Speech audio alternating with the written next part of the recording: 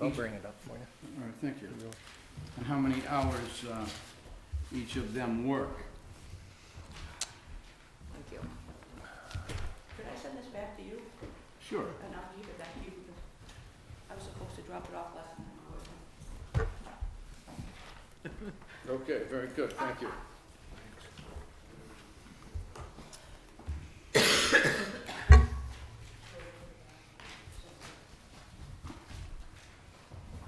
All right, thank you, Derek. So on the cover page, it just shows the Board of Health responsibilities. Obviously, public health programs and services. We enforce state and local public health regulations and sanitary codes, which is the housing code, the food code, and the environmental code, which is Title V. The responsibilities include subsurface sewage disposal plan review, installation and construction of those systems, food establishment inspections and complaints, Chapter 2 housing inspections and complaints, motel, swimming pool inspections, beach water testing in the summer, in the spring and summer. At public and semi-public beaches, we issue construction works permit, food handlers cards, licensed body art establishments, and body artists. The Board of Health supervises the visiting nurses, which conduct health clinics, immunization programs, and communicable disease reporting. Septic loan program we still have, that's administered by CEDA. They do a terrific job, and we assist them any way we can. That approves property owners with low-income loans to upgrade failed septic systems. We're also affiliated with the Massachusetts Department of Public Health, Emergency Preparedness, Plymouth County Regional Coalition. And that's important to say because I spoke at the Selectmen's meeting a couple nights ago, about when Y2K came about, the boards of health, the state, CDC, and public health realized that a lot of the towns weren't prepared for natural disasters or outbreaks of communicable diseases or bioterrorism attacks. So they decided that they were going to come up with federal funds to support the local boards of health. Some of these boards of health didn't have telephones, they didn't have a health agent, they didn't have any computers. So through this program that I've associated myself with, we get funding for public health funds for disaster preparation. So I've acquired somewhere over $100,000 worth of equipment for preparation for any clinics that we might have. We've gotten computers. I think most of my computers in my office are paid for by the coalition. My telephones, as I say every year at these hearings, my telephone and the telephone bill is paid for by the coalition, has been for 11 or 12 years. My assistant inspector, his phone and his phone bill is paid. We have iPads and the service is paid for to be on 24 hours so that we're easily in connection with them, with the state, in case we need to react. So through this funding, we've been able to keep our services going well. We've been able to buy things and keep up with the way things are today with the public health issues. On the second page, if you don't have any questions on that, this just shows who the Wareham Board of Health is these days. We have Chairman Frank D. Felice, member Glenn Montero, Dr. Amy Vigant is a member, associate member Ken Ferreira, and associate member Kathy Finney. And of course, I'm a 40-hour health agent. And on this last sheet, it shows that I'm a 40-hour person. There's my grade and step. Dolores is a department assistant too. She works 19 hours. Richard Johnson is the health inspector. He works 30 for the Board of Health and 10 hours for the housing inspection, which I'll give you an idea about in a minute. Suzanne Burke is 37.5 hours, and John Viveros is a housing inspector for the housing inspection program. Now, without that housing inspection program, I know that you've been behind us, and we appreciate that very much on the creation of that program. But to give you an idea, I believe we've brought in over $100,000 last year, and we've accomplished with $50,000 inspections of about 1,500 to 1,700 people that have registered. The new program started for 2015. We're in the calendar year, and it's kind of difficult to talk about it but 6 months of the year we're carrying over into the fiscal year. So by calendar year, it's hard to get everything in that 1 year with the budget that comes out in a fiscal year, but we're doing it. And I can tell you it's been successful. Some of these houses aren't able to be rented anymore because they didn't meet the square footage and people were living there and they're renting in Wareham. Some of them just weren't acceptable as rental properties. So it's not only eliminating us going out there every day to 10 complaints a week for Chapter 2 housing, but it's also a revenue source that put on more inspectors. Dick Johnson, the health inspector, was only 30 hours. I created this program to get another 10 hours, which he works in that program just to keep things going. John Viveros, I originally got him through a grant program, and he is being paid through that program, the 19 hours a week. So you have 2 inspectors and a contracted inspector, and so expenses and everything else are usually covered by that, with some going into the general fund, quite a bit going into the general fund, so we're happy with it. It's made a lot more work, it's a lot busier office, and we're busy already, but I think my staff's doing a great job. We're keeping up with everything that we have to do. And we're certainly keeping up with the state's expectations and deliverables that they ask us to do. I can tell you that recently I requested cots for our warming shelter. They paid for those. I've gotten shelves. I got a radio system that's probably $7,000 or $8,000 because we lost communication in that storm 2 years ago, where we couldn't even I couldn't contact the police department or nothing. The radios just didn't work. So this is a short-wave radio with the antenna complete, and we're working with Lieutenant Walsek and the Emergency Operations Center, and hope to set that up in some building here in Wareham where we can keep in contact with everybody. There's portable radios that go with it. So this is all paid for out of CDC funds and Department of Public Health funds to make sure that the town of Wareham can carry on through any disaster that we have. Do you have any questions? On the radio system. Excuse me, on the radio systems, those are, of course, compatible with the fire department and the police department. I believe, you know, I haven't opened the boxes yet. We're waiting for an expert who has a license in that. We do have an MRC, and the state paid to train them, so there are some licensed Medical Reserve Corps volunteers from Wareham that also will be involved in putting these radios together. But it's my understanding, this is how it will work. It'll be set up hopefully in an EOC, Emergency Operations Center, that we hope to put somewhere near Toby Hospital, if not in one of those buildings, that all of us will be sitting in there in the Emergency Operations Center. So there'll be fire, police representatives, so we'll always be in contact. So the answer would be yes, we'll be in contact with that radio system should we lose any of ours. So this means we need a new building or new facilities? No, we do not need a new facility. We're looking for an Emergency Operations Center now, which is set up through the police department, through Lieutenant Walsek.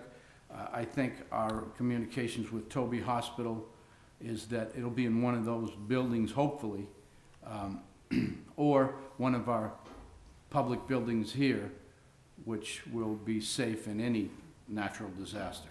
We're basically looking for a place, as you said, if we get the 100-year storm with the hurricane that comes right up Buzzards Bay, that it'll be a dry place that has a generator, and it'll be. We'll have a bunker of our own. Well, But we're not looking to build one of our own. We're looking at an established facility. That's why Toby Hospital would be an ideal place. It's already sort of an emergency area that you would have. So they work with us pretty well on some of these. right, but typically the towns, at least in the Boston vicinity, utilize or have established theirs either in the police department or in many of them in the fire departments, and they mobilize during an emergency, and they work very closely with the utilities, with emergency operations, Framingham and so on. So I hope that you're planning on using existing facilities in something like the fire department or the hospital. Absolutely, and we all have met in that same capacity you just talked about. In every disaster that we have, there's a representative from each department, especially emergency response, and it does work well. We do have good contact with each other. Everybody knows what's going on. We're all at the briefings, as is the town administrator. Okay, and again, sounds as though you're setting it up and hasn't been completely set up and operational yet. Well, I can say that lately, we've had 3 different EOCs for 3 different emergencies since I've been here in the last 12 years. I remember setting up in the police department. They were set up in an emergency trailer that was provided by the sheriff's department in a couple emergencies, and all the communications, all the department heads for emergency preparation were in that trailer. Now, the last couple disasters, I believe that, or the storms, the fire department is in communication through their own EOC, as is the police department, and we're in contact that way. So everybody knows what everybody's doing. Okay, it's just extremely important that everything get coordinated, and I worked in emergency preparedness for a while, and that you do have periodic drills where all the departments get together, and typically when we work with the fire departments, they would set up a room, maybe a room and they'd set it up with offices and phones, and you'd have name tags and phones, and there'd be a big cabinet with all the required equipment. You'd bring it out when you needed it, and it wasn't something that you waited for the county to bring in a trailer for. We really have to have some centralized place that's established, that we run drills once or twice a year, make sure people understand their roles and responsibilities, and check the communications, make sure that they work. Not only among the 3 departments of the town, the hospital and the fire and police, but with the state. If you need to go anywhere else, harbor master, everybody. They all have to be coordinated there. Yeah, and we are. I think Mr. Sullivan can attest to that. Every time we have anything that's a potential, we have conference calls with MEMA. We have representatives of MEMA. Walsek takes care of that, and all the players are involved. And just because we don't have a permanent EOC, we operate quite efficiently. Don't you agree? Yeah, we all work together, and actually, if you were going to ask the questions, they'd be to Lieutenant Walsek, who heads it up. So we can always bring him in for another meeting on there. Now, what Bob's telling you is that he's been able to get a grant to get a specific type of communication system, and they want to create an area for that. And hopefully it'd be Toby Hospital.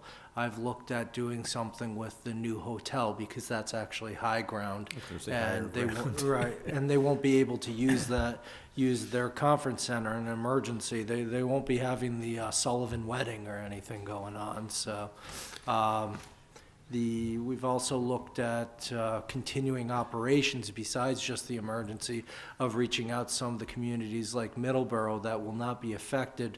Although they might lose power and such, they wouldn't be affected by flooding such as we would.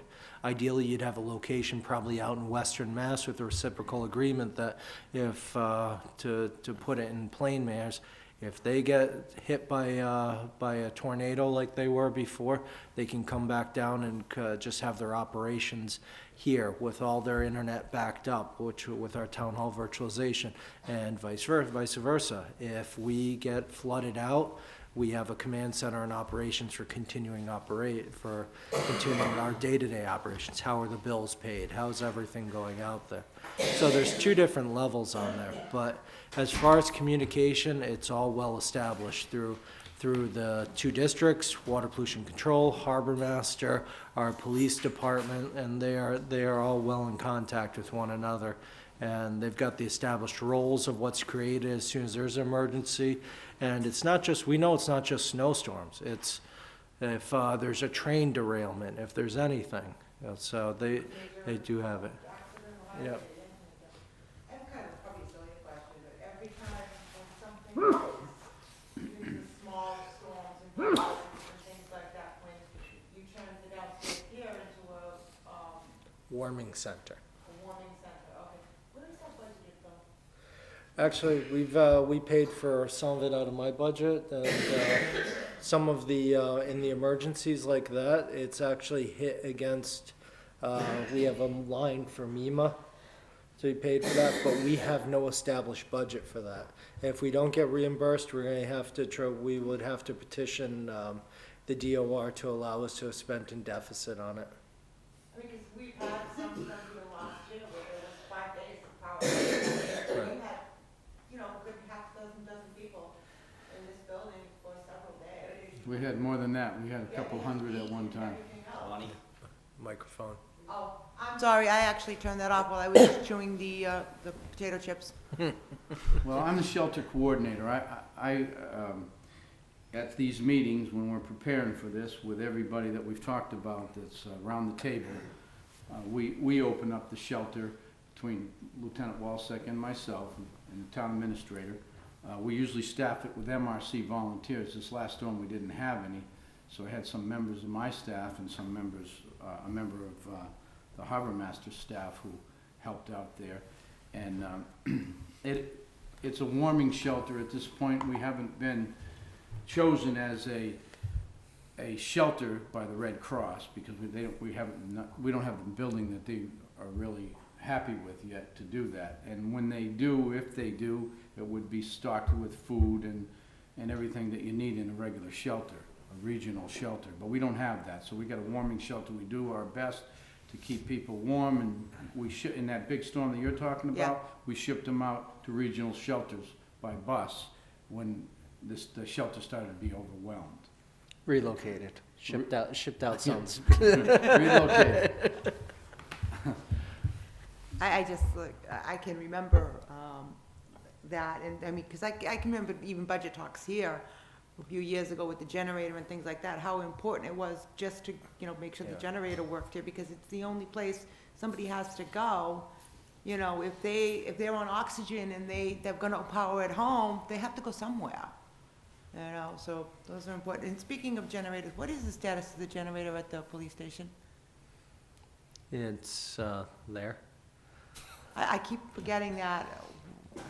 It's It still looks like we've, through the diligence of the capital planning committee, going through an old article for a generator for this building. We had always thought that it was a borrowing article, but they tracked it down that it actually set aside money for the generator within this building. So it looks like we're going to try and put forward an article for the spring special town meeting to change the wording of that, so that's not only to put the generator in here, but it's also then to transfer that generator and outfit it for the police station, so they'll have a properly running generator. So it's capital planning did a great job of coming up with utilizing some monies and basically spend the same dollars twice, but really only spend one. Okay, so my memory is right, the generator here never actually got replaced.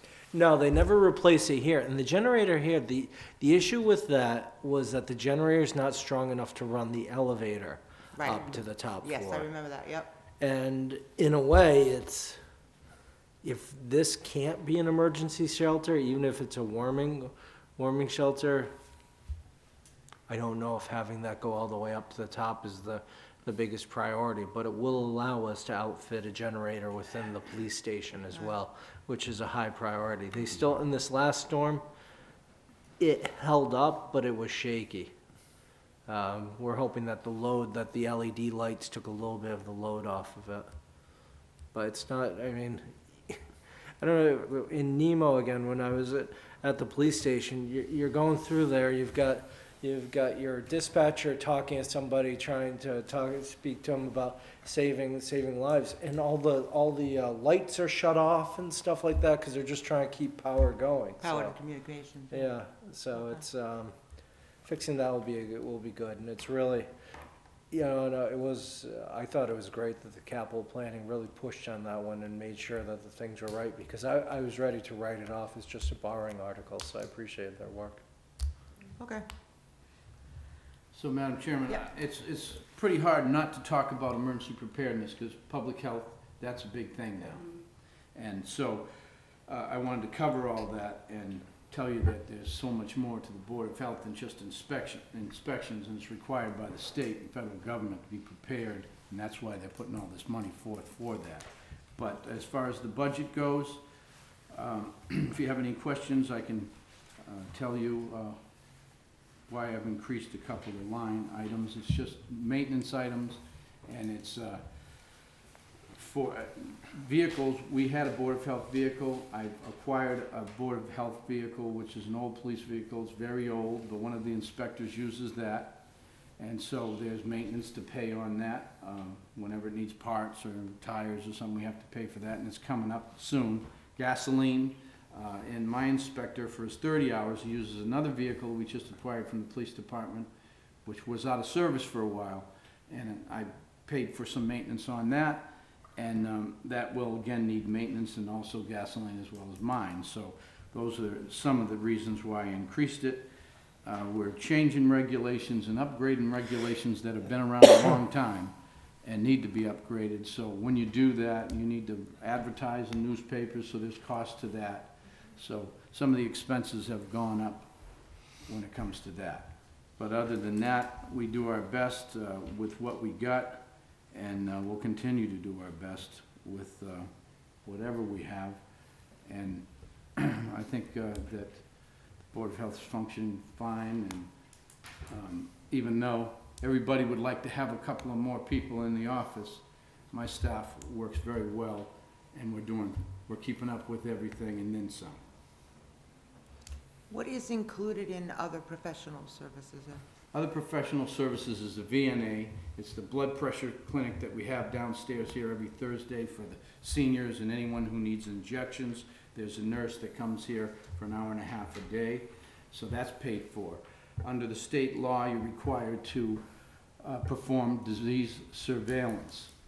So the Board of Health receives faxes and information from hospitals, from laboratories, and local doctors' offices about diseases that a person has, a reportable disease according to the State Department of Public Health. That has to be categorized, that has to be logged in somewhere, and that has to be categorized and then sent back to the state. So the VNA does that because we don't have a public health nurse to do that in the office. So under that, everything falls under that, other purchase services. I'll give you I just think it's, I didn't bring the whole, that just covers just about everything that we have to hire out that we would need to perform our job daily. Okay. One other thing that I have, and your software, I know that it went offline. You can't do like food permits and et cetera online anymore. Right, that's Are we correct. gonna change that? I know you guys are using new software. We're gonna convert the software to go back online again? I thought that was the plan through GOTMS, and I think that's gonna happen in the near future, isn't it? Yeah, I thought you guys already had the online permitting.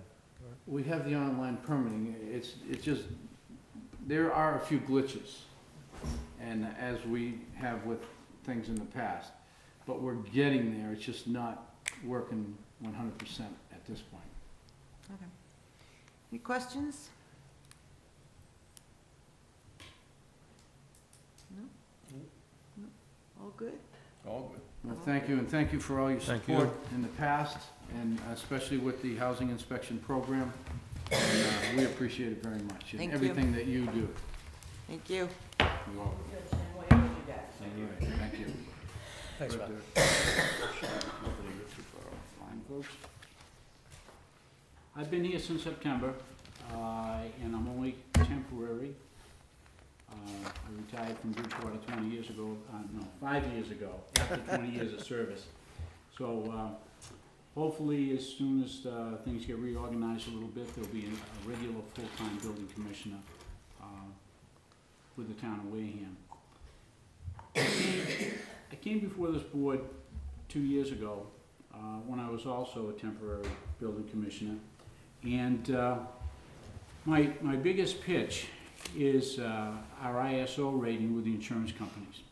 Everybody in Wareham is paying 20% more in their homeowners insurance right now because of underfunding in the past of the Inspectional Services Department. So we have an adequate, well, we're close to an adequate staff now. We have a full-time certified building commissioner and a full-time local inspector. And that goes a long way with the ISO towards increasing that rating when they come back to evaluate in 2 years. So hopefully, if we can keep submitted a level funded budget, and hopefully if we can get a good building commissioner in a couple months when we go out for one, and we can hang on to the the local inspector we have now is a local guy, he's very good, we can bring that rating up. And we've got a level funded budget, which was pretty much level funded from last year, so we're not looking for any increases. Although to be honest with you, we could,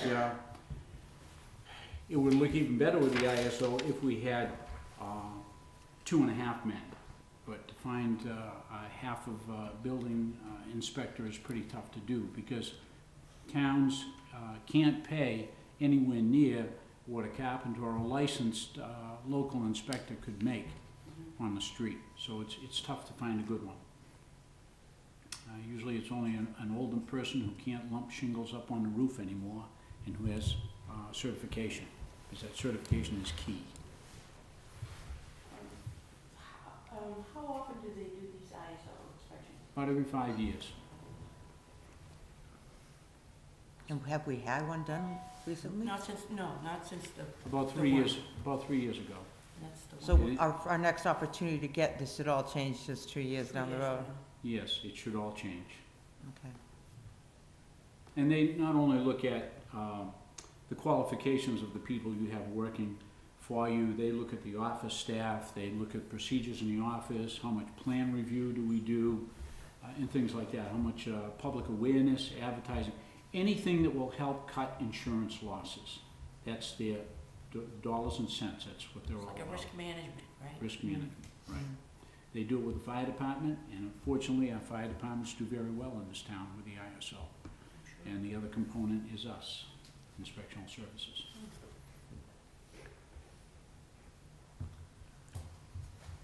Go ahead, Tom.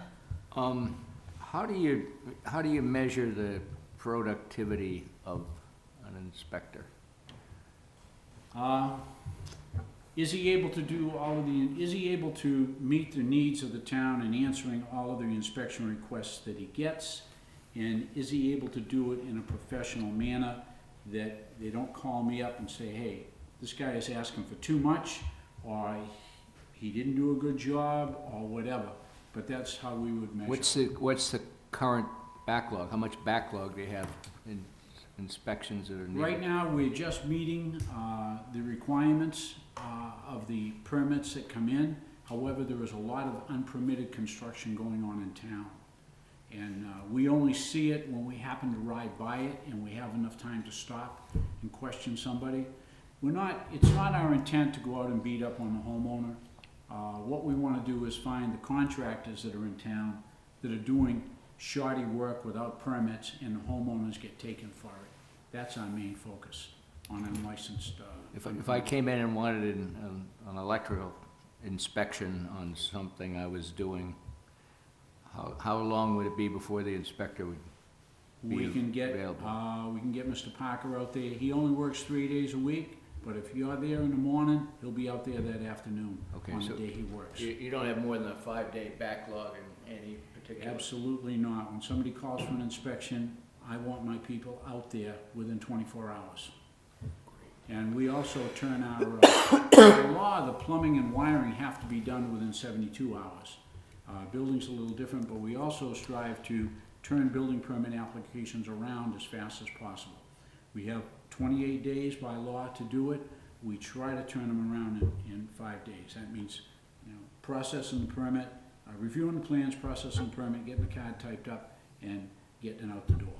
So we try not to hold anybody up. And there are times when people who come in and they got a leak in their roof or something, they need it fixed right away. Hey, fill out the form, go get it done, and then we'll catch up with the rest of it on the paperwork. So we try to do our best to keep people moving.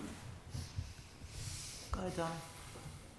Now, I've worked with this department on a regular basis, and I can honestly tell you that even, I went in, I needed an electrical inspection, and I wasn't even working that day, and he came out and did it for me. So I can't say enough about what they're doing. They're doing a great job. However, the downfall is this 4-day week. I mean, everybody knows. And if you're gonna come down here in the summertime, you're gonna go put a roof on Friday, Saturday, and Sunday, because you know there's no building department there. And we're losing income. We're getting a lot of shoddy work, and the people in this town have to realize they need a full-time building inspector's office. This is just from working with them on a regular basis. I would have to agree with you, and I think it would be better. We could possibly keep the office staff. Granted, on 4 days, granted, people wouldn't be able to apply for the permits on that Friday, but if we could spread the inspectors back out over a 5-day period, because we can't do inspections after dark. Very few contractors come in with questions at the end of the workday from 4 to 5 or 6 o'clock. So if we had our guys on the road 5 days a week, I think you'd get a lot more bang for the buck. And if we cross-trained our office staff that they could do other things, that would be helpful too. Right. And we're working, Yeah. I'm working with Derek on reorganization, and hopefully Yeah. we'll get that done. But I'll tell you, this town is losing a lot of income, and we're getting a lot of shoddy work because of this 4 days, because, as I said, people are gonna come down, and if you're a person that tends to take advantage of the system and get around it, you've got an easy avenue there. I'll come down on Friday and do it, because I know they're not working, especially if there's a Monday holiday. I got Friday, Saturday, Sunday, and Monday. Nobody's gonna be out looking to see if I got a permit. I think it also hurts the town with commercial traffic in that the commissioner is also the zoning enforcement officer, and it's usually the point person when somebody comes into town and they want to do something, want to bring in a business, can I do it in Wareham, and where can I do it? And the best place to start is with the zoning officer, and not the assessors. Because the assessors only assess what they see. It may be illegal, but they're gonna tax you on it. They come to my office and they find out what they can do legally, and we can steer them in the right direction. So, Can you, I'm a little confused, Eric, with the numbers here, as far as Director of Inspectional Services. You've got a half, and. Yep, right now we've got $40,000 budgeted for that. Okay. But that's not our wished for, that's That's obviously not the wished for. that's not the wished for. You know, the wished for actually would be a full-time electrical inspector, full-time plumbing and gas inspector. It'd be full-time everybody. And you could probably get some more money through that, but again, since we can't run it as an enterprise fund, all the revenue they generate goes to the general fund. So although they're one of those departments that will generate probably over $1 million in revenue, they don't reap the benefits of that. Yeah. No, they don't, and safety is my main concern, is to make sure that we're getting good quality work Right. done in this town. Yeah, this is another department that is pure public safety. It is public safety. So, I just want to understand what's going on here. So we're still not hiring a full-time Director of Inspectional Services? I don't see how I can. Okay. But would that person pay for itself if it was an enterprise system? Is that what you're saying? If we started this as a revolving fund, which the DOR wouldn't like, but which is similar when you think about some of the other large departments, they have revolving funds that can fund them. This is how you would do it, you know, that's what I would do. In all honesty, if you really Department of wanted to Revenue go being the with State it, every Department? single, and I'm sorry to interrupt, every single department that generated revenue, I'd put them with either a revolving fund or what, and let people see what they actually generate. We'd probably have to pull some of that revenue out for other departments to make it work, but it even goes to, you looked at it earlier, look what my assessing department does, look what the treasurer collector bring in the old things, and they're still getting cut. That building is where all the money in this town is generated, and it's where it's had the deepest cuts. And it's a shame. And it's under me that some of it's happened too, because we just don't have the money. And it's almost like we're creating our own poverty cycle. But you're saying that the State Department of Revenue wouldn't let us do that? Is that what you're saying? They don't want us to have all sorts of revolving funds and such. They'd like us to have less and less. Ellen, are you shaking your head no in a disagreement or no in agreement? No agreement. I told, yeah, I read that. They won't let us do it. No, they not just frown on it, it's a problem. Well, my question would be, how come, you know, we advocate Change the name for safety, crying out loud. safety, and we, What, the Newton? public looks at, Make it public looks at the, make it the harbor master inspection department. the public looks at safety as Words is in the police Christ department. almighty, if it doesn't make sense. Okay, let still- Donna, we let still- Donna finish her thought first, okay? Go ahead. You know, we talk safety is our prime concern, and I'll These tell you. gentlemen work under the Massachusetts federal laws. They be regulated by the state. They have to follow those laws no matter what. Every one of the departments. I'm just saying, it isn't enough for our inspection service. Our inspectional service is just not enough, and the citizens of Wareham are getting the short end of the deal because they don't have services available to them. And these people do bring in the income to this town. And it gets used. It does get It gets used. used and it supports. Somebody has to look at this supports differently. derelict. That's right. We have to look at this differently. The only way you can look at it differently is to increase the taxes. Because there's only a certain amount of money that's coming in, the money is used efficiently, and if you want to fund any other functions, we have to find some other way to get more money in. And that's what we all have to collectively, we have to do this. We can open up, I think we should just have a little fund where everybody can contribute. Town of Wareham is taking donations. Yeah. What was it, this Seinfeld, the People Fund or something Yeah, like yeah. that? Well, In reference to what's outside the slush fund? I just want the public to understand, you know, what David had to say here with, if everybody understands what this whole ISO rating is, That's key, yeah. that we are paying more in our homeowners insurance because our inspectional services are not up to par to what the insurance companies think they should be, okay? That came to me That's as a key. shock 2 years That- ago, when I learned that that's as a lot of well. money. That's a lot of money. Yeah, 20%. that, 20% that, is a lot of money. that is, so we're paying for it one way or the other, whether we're paying it in Yeah. our taxes or we're paying And it if it- And our insurance. in our insurance, we're paying for this at this moment. Amen. And we're lucky to have a retired person that with your expertise, you know, helping us out, because where would we be without, We would be in real trouble We without Mr. certainly Moore. would. Right. Yeah. we certainly would.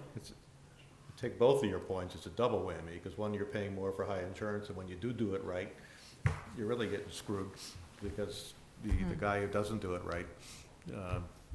is just basically justifying himself. Well, that's But the that- whole point, is that we're all paying Right, for the guy who's not doing it right. exactly.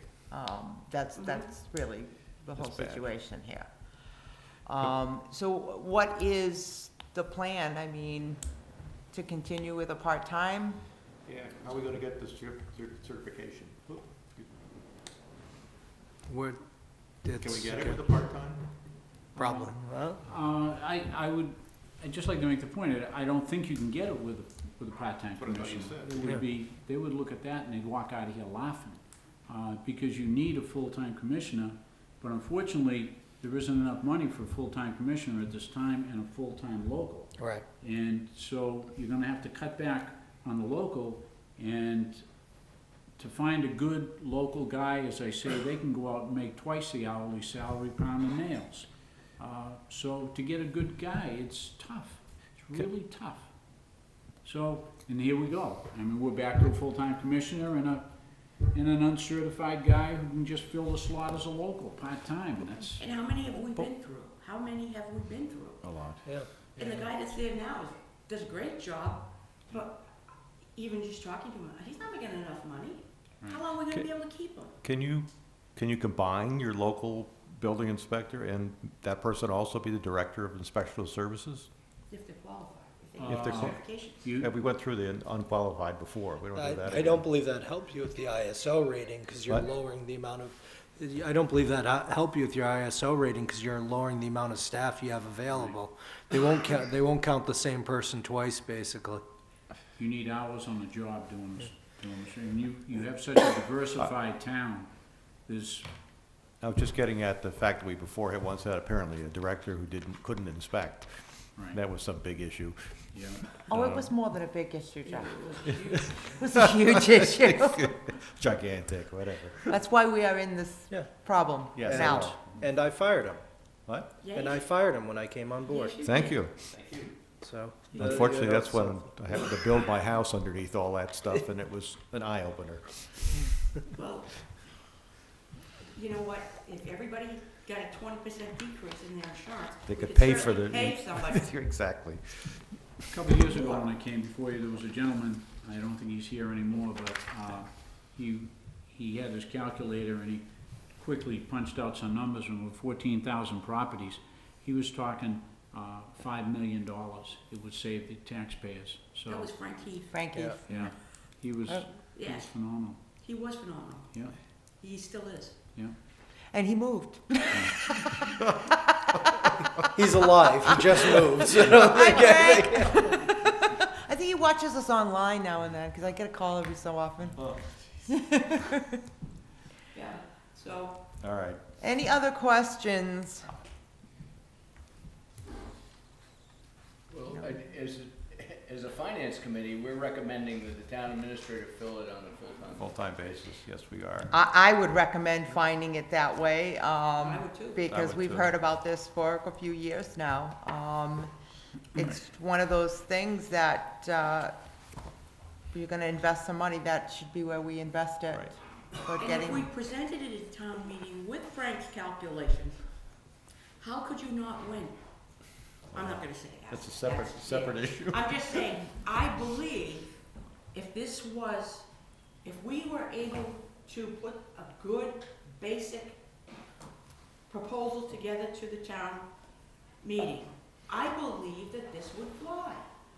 It's just basic, nobody's taken the time to say, hey, look, you know, you're paying 20% now, you're not griping about it. 20% is ba-ba-ba-ba-ba-ba. Let's do things right and save us money. You got it. well, unfortunately, this is, you know, that's one item, and if you want a balanced budget, he's gotta take it from someplace else. And none of us have been advocates about operational overrides. We've done that before. We've discussed that before. We've discussed it before. It's just never a good idea. That's my understanding. It's just not a Well, good if it's idea. presented properly, I think it could work, but, you know, in the past, it hasn't worked. But after we've been through this year, and I truly believe that these storms have been assigned to people, because I go out and, the maintenance aren't doing it. I said, you know what, I didn't see you at town meeting. Where do you expect 8 guys to do all this? Where do you expect them to clean up the streets? People have a reality check now. Let's rub it back in to them, the safety issues, and I say that as a finance committee, we have a responsibility to, it's the best interest financially to our town, and safety reasons, it's compounded. We need to get on board, and the selectmen need to get on board, and we need to pitch this to the town. I'm sorry, I really firmly believe it. Duly noted. I won't say anything, I'm I think you got the message. We want this one. She's gonna fight you for this one, Derek. We're all gonna. This was the one we I just come have to over the wait best. till what, May 1st? All right. All right then, anything else on inspectional services? Nothing, no more questions? Thank you. Well, I thank you very much. It was Not an just it was an for- education, Good which job. is And good. I'd like to say that I enjoy working in Wareham. You've got a great bunch of people to work with. Yes, we do. I've owned property down here for the last 15 years. Yep. But you got a great bunch of people in town government. Thanks for helping us Thank out. you, Thank sir. you. Right. Thank you, Dave. Had a great bunch of people, just a few people next to them. It's coming, it's coming. Okay. Mary Ann Silva, Town Clerk.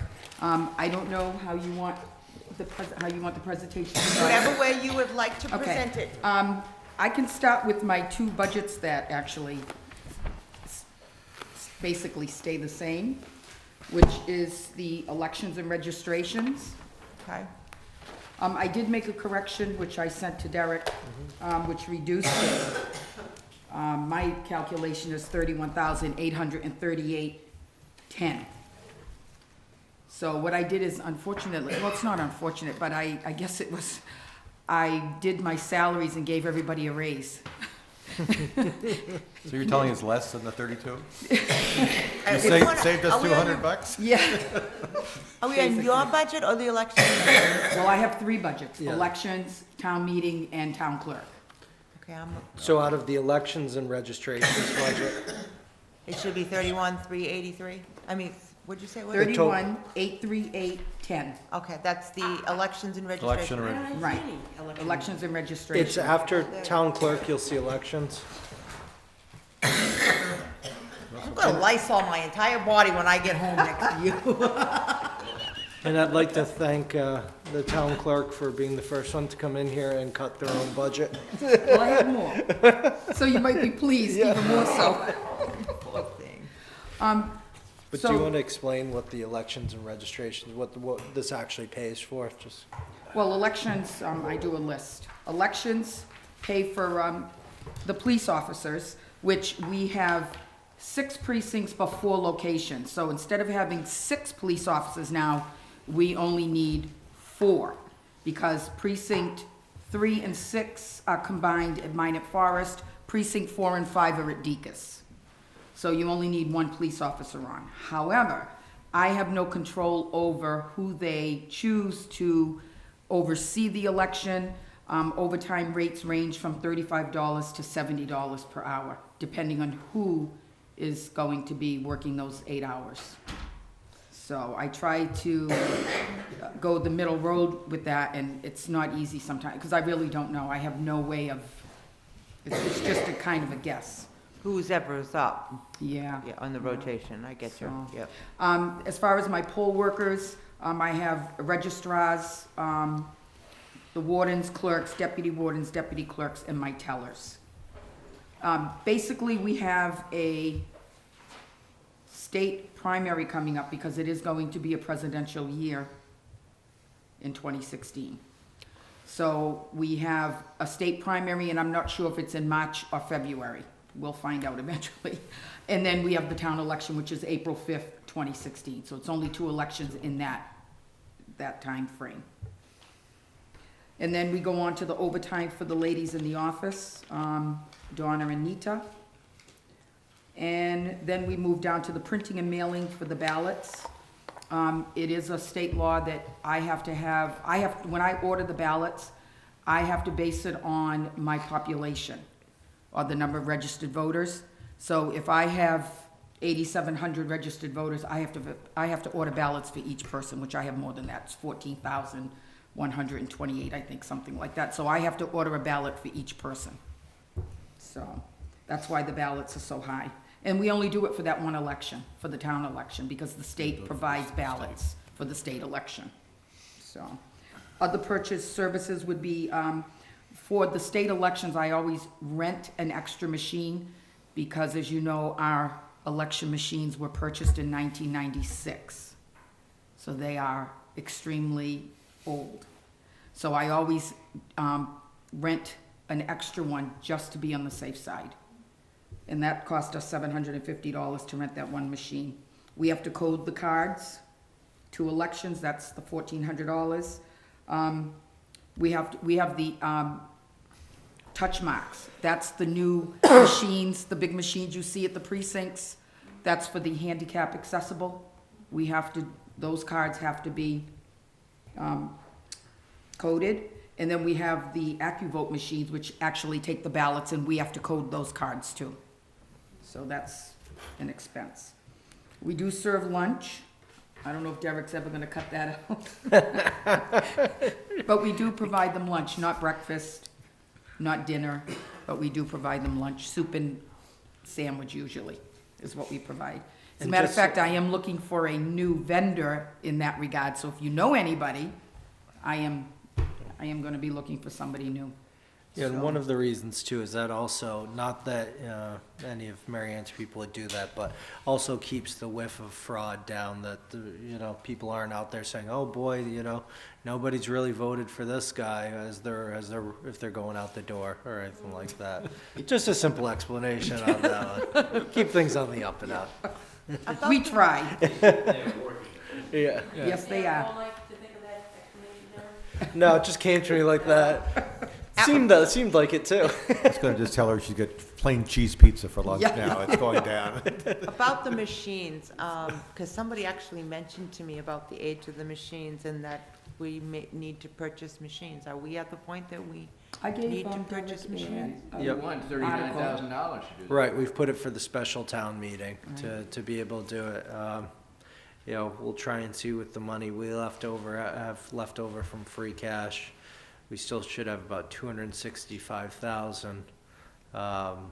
We still, what's, what's the question? I'm At sorry. the end of the year, is that what you saying? No, currently. That's, we didn't spend all of this year's free cash. It's, but my concern is, if I remember on was it the last election, one of the machines was not working. And I mean, that's, when it comes down to it, that's one of the most fundamental things about our society, if you will, is voting. So I try not to mess around with that. And just keep in mind, when you have a controversial election and a machine does not work, it triggers a recount. And that's all they need. That's all they need to put forth and say, well, this machine was not working, and you have a recount. So now you have another $10,000 that you have to spend. And the gentleman that, LHS is the company right now that that actually sold the machines and they've been maintaining them.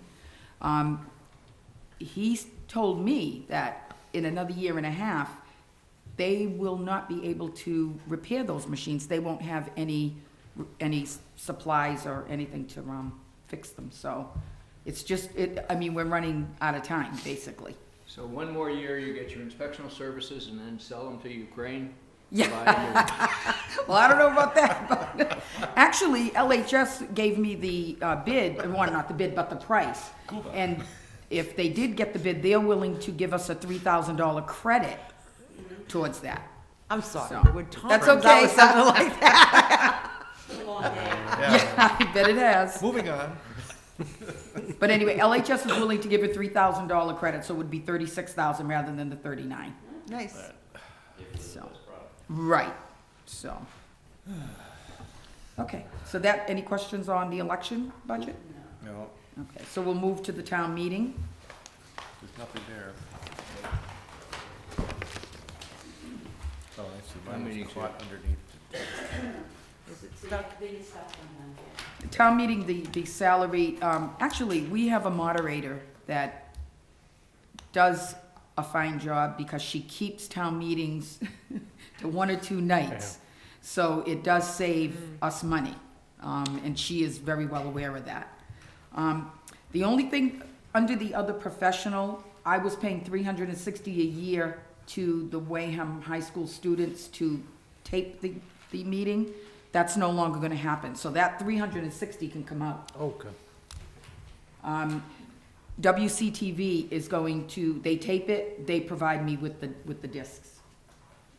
So, and they don't charge me yet. As of yet, they're not charging. So, the other thing that I have a concern with is the cart services. we always budget for the $3,540. I can tell you, we have not used cut services in about 6 or 7 years. Okay. So I don't know if you want to take that out, and then if it just so happens that somebody does, I can always put in for a transfer. Do you know What's what that, I'm saying? honey?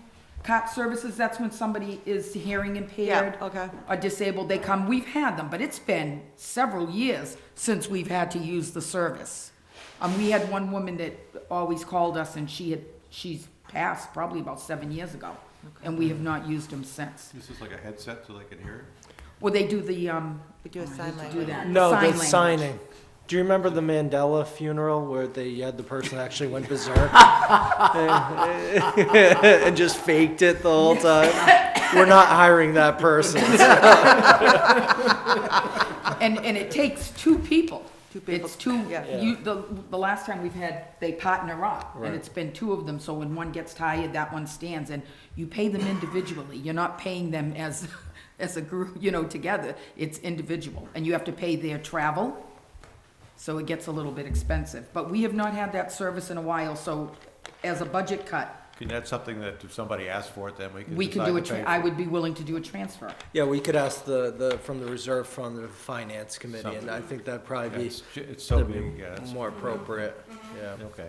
Okay? If you guys say Oh, the- I no, thought you shame always on were- you. Yes. I would, yeah, suggest that. And the other purchase services, that $100 is for the moderator, if she has any expenses. And so far, No, she's been excellent. she's been very, very good, so. The card I have a services question were on how this much? I'm sheet. sorry, I I'm forgot. sorry? The card services was totally. Why is Thank it you. blocked with the total employees and? Because that's the last sheet, I'm gonna answer this, because I know what it is. It's the last sheet that's printed, and that's where Derek's tallies of how many people wind up. And frankly, I was too lazy to move it to another line for it. Is that So what that nothing to is? do with me. No, it's how highly esteemed I feel about the clerk. I put it all right in there. Well, thank you. Okay, so now we have the clerk's budget. Talking about reductions, I did do the postage this year for the 2015 census. And for the 2016, we can reduce that by $1,000, Excellent. the postage. Because the postage ended up being $3,300, and for next year, I'll just leave it at $3,500, just to kind of be on the safe side, because I don't know what's gonna happen with postage. I mean, Buy a post bunch of office needs forever money, they'll stamps. raise the postage rate, so. Buy the forever stamps. Yeah, I wish we could do that. Well, they give them a somewhat of a break. The to meter. do- The bulk, yeah. the 19 bulk cents. mailing, so. But that is the only reduction. What's the reduction, the total? It would be, would be reduced by 1,000. Thank you very much. 3,500 would be what I would be asking for. In case I haven't told you, Mary Ann is my favorite. Gee, thanks. Okay, so the clerk's budget, repairs and maintenance, that includes we purchase water, we rent the cooler, purchase water, it costs us $39 a year. RICO is the rental of the copy machine, and that is $148.75. It's actually down. Last year it was $151 and change. We went with a new company, and of course they give you the special rate when you first sign up. And maintenance right now, I think it's 3 years is included in this right here. So I don't have to, maintenance used to be separate, used to be like $80 every 2 months, so we don't have to worry about that this year. So it costs me $17.85 a year, and it does include a fax machine, which we do need because of course, we do the dogs, we license dogs, and many people come in and they don't have their rabies vaccinations, and the vets will fax us a copy, so it's right in the office. We used to have to run upstairs to the 3rd floor. And also, we do vital records now via the computer. Everything has to get faxed into the state. Once we record it, we have to print out the records and we have to fax it into them. So it's basically a convenience. We do still have 2 typewriters, and that costs $75.75 for each one to do the maintenance on it. And unfortunately, There are programs out there, but the town does not have money to purchase them. So, I mean, we could get the marriage certificates, that's what we type up. We could get them and get them on the computer, but it costs money. So, this way right here, it works. You know, so someday when we hit the lottery, never know. Well, the typewriters are appreciating in value anyway, so. Yeah, I'm gonna say you could sell those on eBay and probably make some dough. It also astounds some of the children. They say, "What's that?" I know, it is true. Not only the children, we get some kids that come in that are like 17, and Yeah, they're they- like, where's the computer? They grew up without it. It's, that's where I started. Manual typewriter. And I won't tell you what year. Okay, so printing and mailing, that would be the census for 2016. We just reduced the postage. We have the setup in printing, which is separate from the postage, and the printing of the street list, which is separate. Now, we have not printed a street list. We've done the census, but we have not printed a street list in 2 years because we have not had the money. So I'm hoping that we can do that this year. I mean, we have access, people come in and they want to know information, certainly we have the access, but we don't have the books to give out. The street list is everybody who lives in it, it's like a phone book? Yes, Okay. basically, yes, except for anybody that's in, public, like police, Yep. firemen, they are not listed in your street list. Teachers, court officers, that type of public service. So do we don't have any updated street lists? No, I think I did, last Is it time I did it online was anywhere? 2012. Somebody wants it, is it online? You can't put it online, and I'll tell you why. The law is clear that they have to come in and sign for it because of fraud. I don't know if you've heard it on the news, there are people that will take a street list, and they will take advantage of the elderly. I don't put the birth dates in, but we put the year of birth in. They'll go through the book. So you have to sign. We have a book, you have to sign in order to get a Before you street get one list. of those, yeah. Yeah, so it's a Is way. that how people send me junk mail? They go to you and get a street list Yeah. and then start sending me junk mail? Yeah. Thanks, me. I'm sorry. Well, it doesn't print your mailing address, it prints your street. Right, well, So if you don't have a PO box, or you, I'm sorry. And for the record, if it's coming from the town, it's not junk email, Yeah, junk mail. I mean, Are you getting anything for the elderly? not yet. Okay, good. Well, some of us past that, so. Other purchase services is we have the bonds, we have to be bonded. My two ladies are bonded for 10, I'm bonded for 15. That is $100 per person. We have the Hasco Tag Company is the one we use for the dogs. I put 400 in because it was like 350, because actually, so far this year, we have sold 790 dog licenses. Last year, we sold 2,200. And I have to be honest with you, and I give Cheryl a lot of credit for that, because if it wasn't for Cheryl coming in, she goes through because by law, we have to get a copy of the rabies. She'll go through it. She has made phone calls. She is the one that actually has really pushed to get the dogs licensed. And that's why, I've been town clerk 17 years in April, and that's gotta be the most dogs we've ever licensed since I've been here. But it's down from that number, you say, or? No, so far we have sold 790. So far, oh, excuse me. So far, Okay. yes, so. University products we use, we need the books for our vital records. It's imperative that we store these records. The originals go to Boston, but we have to keep copies. We have to do it on special paper so that it is acid-free. The inserts, which I did not include in other purchased services, is really the expense. And those are acid-free plastic inserts that we have to put them inside to store them. So University is the company we use. We also use Hobbs and Warren. Hobbs and Warren is used for our appointment cards that we type. We also have the binders that we have to keep for all our vital records. The books they are very large. They cost us $204. After we fill it up, we have to get the next one.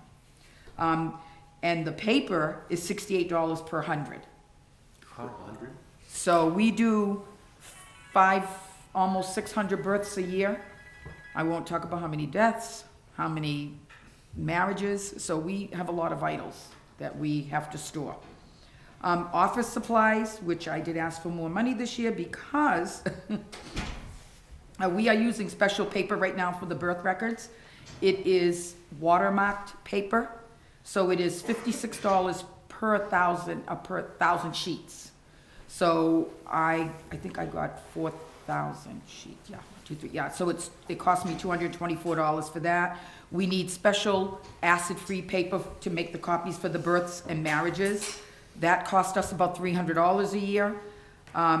We need the inserts, like I told you. We just purchased them for 2014. We haven't even done 2015 yet. It cost me $550 for the inserts.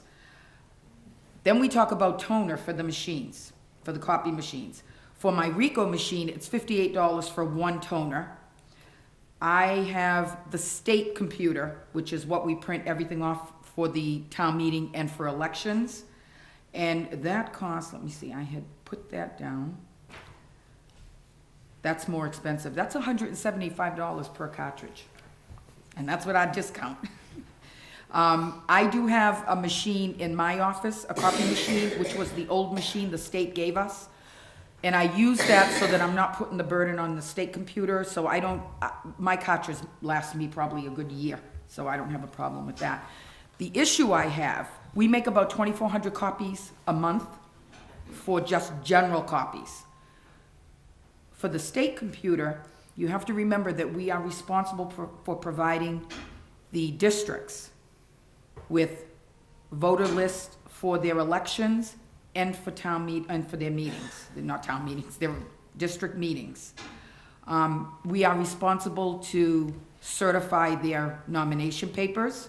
I have to pay my registrars to come in to sign those nomination papers and certify them. These are all costs that have to come out of my budget. I know the town has an agreement with them, and I have said this time and time again about what we do as the clerk's office for them. I don't know what is charged. I don't know if it covers what we do, but we do a lot for the districts. So just to let you know, that's a big part of using that machine and the toner and the paper. So, and I think coming to the end is the travel and conferences. I have not been to a conference in a couple of years because I only get, I think it's $575. The conferences far outweigh that. And unfortunately, I have a husband that's retired, so I don't have the extra $100 or $200 to pay. So I try to do a lot of the training on the computer. Any type of training that they offer us, I do try to do as many of those as we can. And I try to keep up on what I need to keep up on. And then it's the membership dues that I have for the different organizations. Basically, that's my budget. Anybody have questions?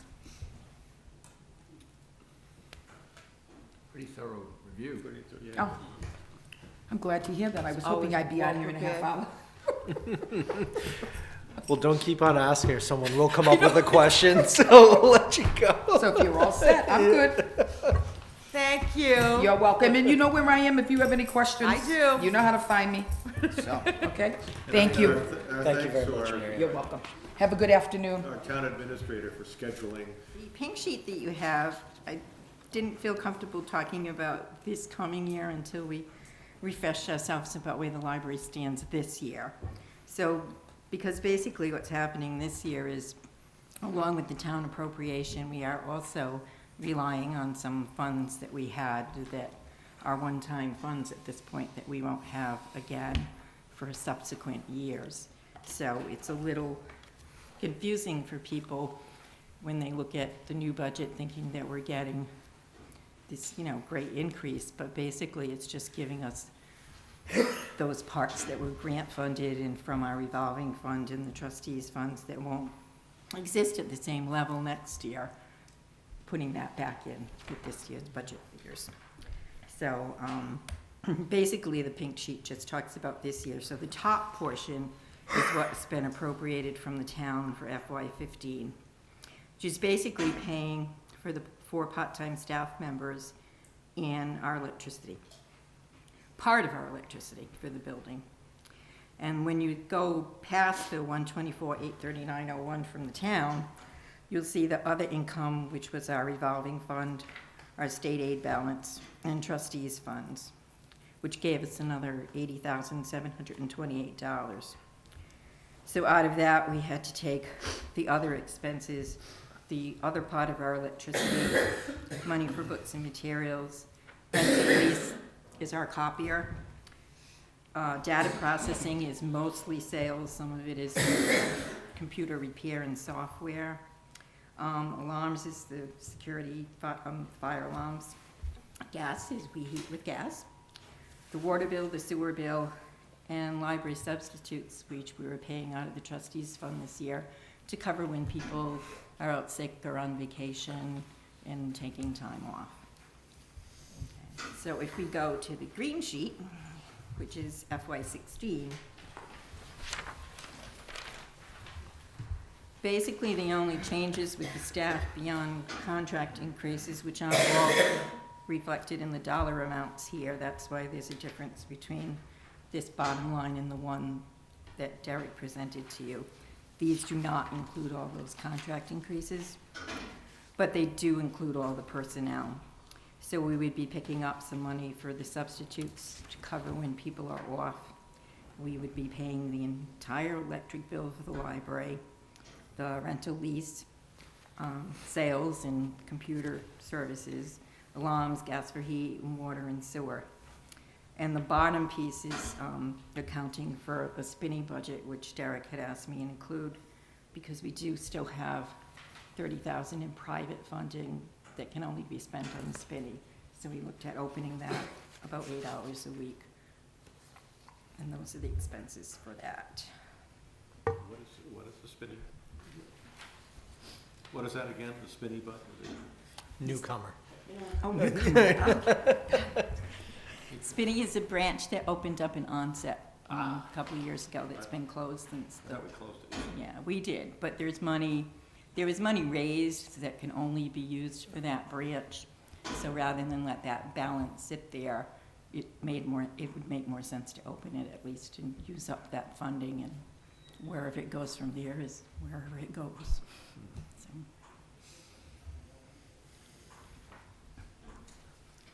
Okay, the 4 staff members were all budgeted for 3 full days, which hasn't been happening this year, but that isn't much of an increase.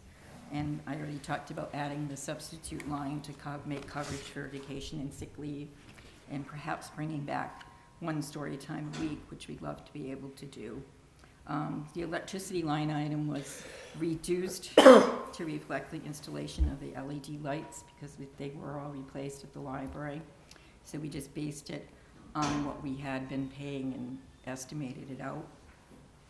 The rental lease line for the copier, we have reduced our copier costs. We used to have 2 copiers. Technically we even had 3. We used to have a staff one, and now we're down to 1 that we're sharing with the public.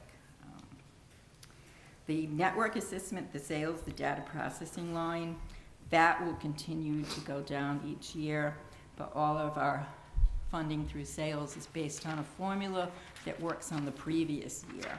So with there being less books cataloged, and that will affect the assessment in years going forward. So if we're not purchasing as much and adding as much to the system, then that number will start to go down. And then gas, water, and sewer have basically held pretty steady since I've been here. So we're just basically filling those in the way they've been expended.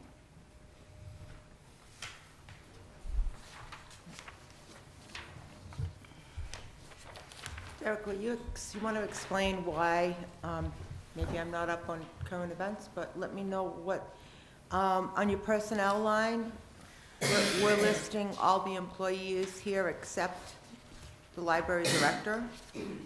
I don't think that, actually, that probably didn't just just didn't move over. I Yeah. do see Miss Medeiros next to me on the left. I And I do know. understand she's here.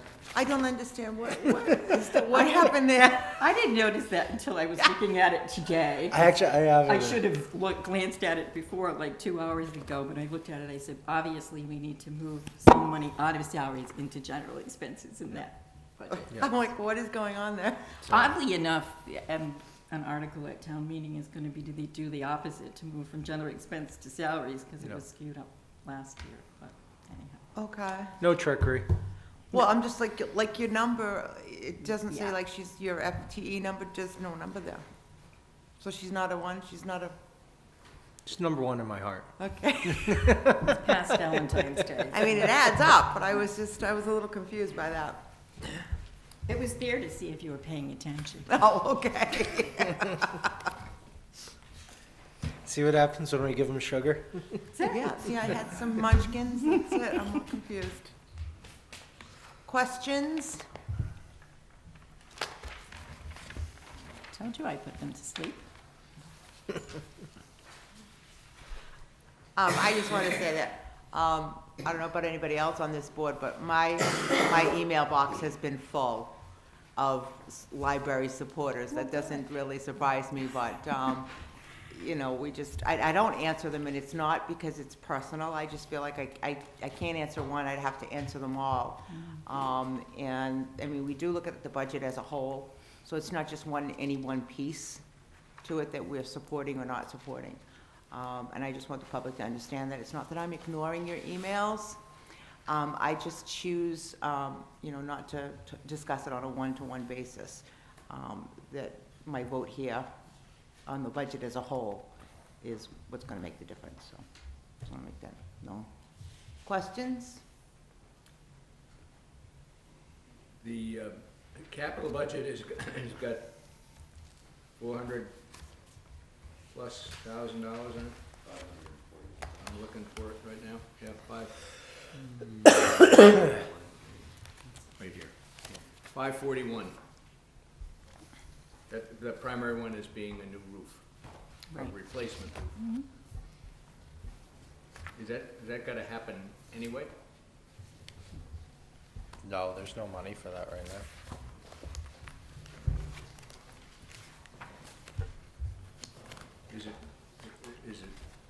Is it failing? Nope, so far, so good, but, it is a 20-year roof, and the building's built in 1991, so. We've had some leaks before and stuff like that, but I don't think they were No, we've necessarily had- the roof, We've right? had window leaks, Yeah, that's- and the doors, which we replaced some of Yeah. those, but I Oh, hate your to say icicles. it, because, but we haven't anything, so, Yeah. although this weather will test it, that's I for think he's sure. asking, do you have a lot of ice dams right now or anything? Oh, yeah, Like yeah. everybody. You know what's really, is the courtyard is all filled up, you know, there's like 7 feet of snow in the courtyard, and when it builds up that high, it's against all the windows and the doors there, so. Oddly enough, the one door that's leaking is the new one that they just put in. Well, that's typical. The So. other ones seem to be fine, so. That figures.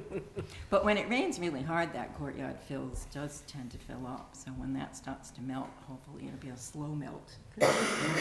My worry for us, actually, we have rain this coming weekend, so Sunday. maybe we should have Wayne and them go out there and try and do some sort of removal. I don't know where they put it. You We'll know. rent the snow melter from Boston. It's Because only even when they $4,000 an hour. do, maintenance in the, they do maintenance in the spring, the hardest thing is, we've had volunteers do it, but then they don't wanna haul it out.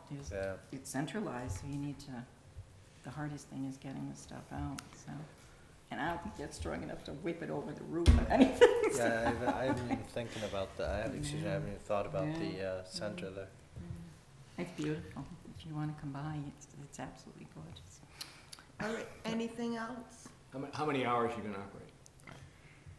Next year Per week? on this budget, right now we're open 18, so we were hoping that we could add an hour. If we get all the 4 staff members up to 3 full days, then we could add an hour each day and be up to like 21. And if we can open spinning 8 hours, that would get us to 29, so that would be helpful to people to at least be able to get in more. So we only get the Spinney money if Spinney's open. Right, yeah, the Right now, money, Spinney is closed, is that right? right, So so we the don't money's get that just, money. it's just sitting there. We already have a majority, we have about half of it left over. Now, I'm gonna ask a dumb question. No, there are no dumb questions. So, does it make sense to do, in order to get that money, to just do Spinney and not do the main library? Well, we had discussed it at Yeah. one point in time. The problem at Spinney is the parking and getting in and out, and, you know, you're talking right now, we have a 22,000 square foot building as opposed to a What? 1,900 square foot building, so. With the amount of computers used in there and such, it's just, we did look at it, it wouldn't work at the end of the day. You did, okay. Yeah, Yeah, because it just feels, Correct. there it is, Yeah. and it's just being, I had the same idea. I tell people the story of the three bears, you know, with the big bed and the little bed, and it's like we have the big bed and we have the little bed. We don't have the queen-size middle one that would be ideal in this circumstance, so, yeah, it just feels like, yeah. I mean, you mentioned computer usage, and I'll be frank, in the last 20 years, the only time I've been to a library is to use a computer, when I couldn't get online someplace else, because it's just taken over. And, you know, I look at my wife, who worked at a library before she taught, all of her books on Kindle. Yeah. So the whole thing is the dynamics changing, and that's, I mean, this is frustrating. It is, but I mean, libraries are responding to that, so we do have e-books, and, you know, and a lot of people don't have access at home. And we're really focusing on the kids right now, that, especially that from birth to when they But get even into they have- kindergarten. I can tell you that the function of the library is very different. Just for instance, something I never thought of and didn't consider, but I have a friend who's somewhat low income and doesn't have television, okay? Doesn't have internet access, okay? Yep. And her form of entertainment for her children with movies and educational is she goes to the library and gets the DVDs and the tapes and whatever is available, and that's, you know, that's how she, you know, she has entertainment for her kids. And she can't even go, because of the decertification, and I understand all this, she couldn't even go to another library and borrow that stuff, because she has a Wareham library card, all right? So I do understand that it's definitely changed what people use the library for. Well, that's why I wondered about the Spinney, is there's definitely that kind of usage. And again, I just look at personal usage. Again, it was for something like that. I needed a computer and was in a place that didn't have internet. My mother-in-law's house never had any of that stuff. And that feels like it might be fit in something smaller. It's probably the medium-sized bed that we don't have. But there is an application for that kind of stuff. It's the traditional one is probably harder with, you know, the books that you held in your hand and so forth. Well, when we looked at our mission and our goals, the two main goals that came out was technology and the young readers. Yeah, well, Because the young readers really are even over technology, which is hard to believe in this day and age, but there's science that proves that if your child is not exposed to books and reading, by the time they go to kindergarten, They're you behind, lose yeah. a piece of that brain development that can happen. So you really need to encourage people to read out loud to their kids, and there's no other place in town that does that better than the library. You know, the kids get excited and they come in, and that's the one thing we're really trying to hang on to. This is a town that needs it probably even more so than the wealthy towns, so. Because even parents who have money do not have thousands of books in a home collection. I mean, you know, so that's something that they really need to. And how sad is it that there's middle school kids sitting outside the library door when it's open, even though they have the technology and they're on their laptops and things, that, you know, they're stuck outside because they can't get in. You know, that really makes a statement to them as to where these values can lie. So, but don't get me started, or we'll be. How big is the old town hall? I don't know the square footage of it. 2,300 square feet. Yeah, I keep looking at that one, saying that, you know, it's a place where you could get DVDs, computers, and that stuff. And every time I go by it, especially since these guys are talking about moving, but we can't invent it, we're just gonna have to deal with best we Well, can. we have library and we have Spinney, and at this point, I mean, those are town buildings now. You're gonna go move into another building, don't get me started. When could the library go for recertification? I was just working on that sheet for Alan the knows. trustees today. Recert the library, is that 3 years? If, When we were there with the library commission, they told us to come back in 2 years. well, basically, 3. yeah, I mean, if you, I did it up for the trustees for their meeting tonight because we've had questions. And basically, if you wanted to try to get recertified for next year without a waiver, which is the only way you could do it now, you'd need $538,000. So we know that's off the table. The following year, in FY17, just write a check. Who's ready to write a check? FY17, it would be down, using the formula, because don't forget, every time we're in these constraints, it does lower the formula requirement. By FY17, it would be down to 378, 371, which is, you know. But then by FY18, which is that third year, then it's down to 215, 468. But people have to keep in mind that, all right, fine, you can get it down to basically where we're funded now, but state requirements are 50 hours a week, 15% on books and materials. None of these budgets include any money for books and materials.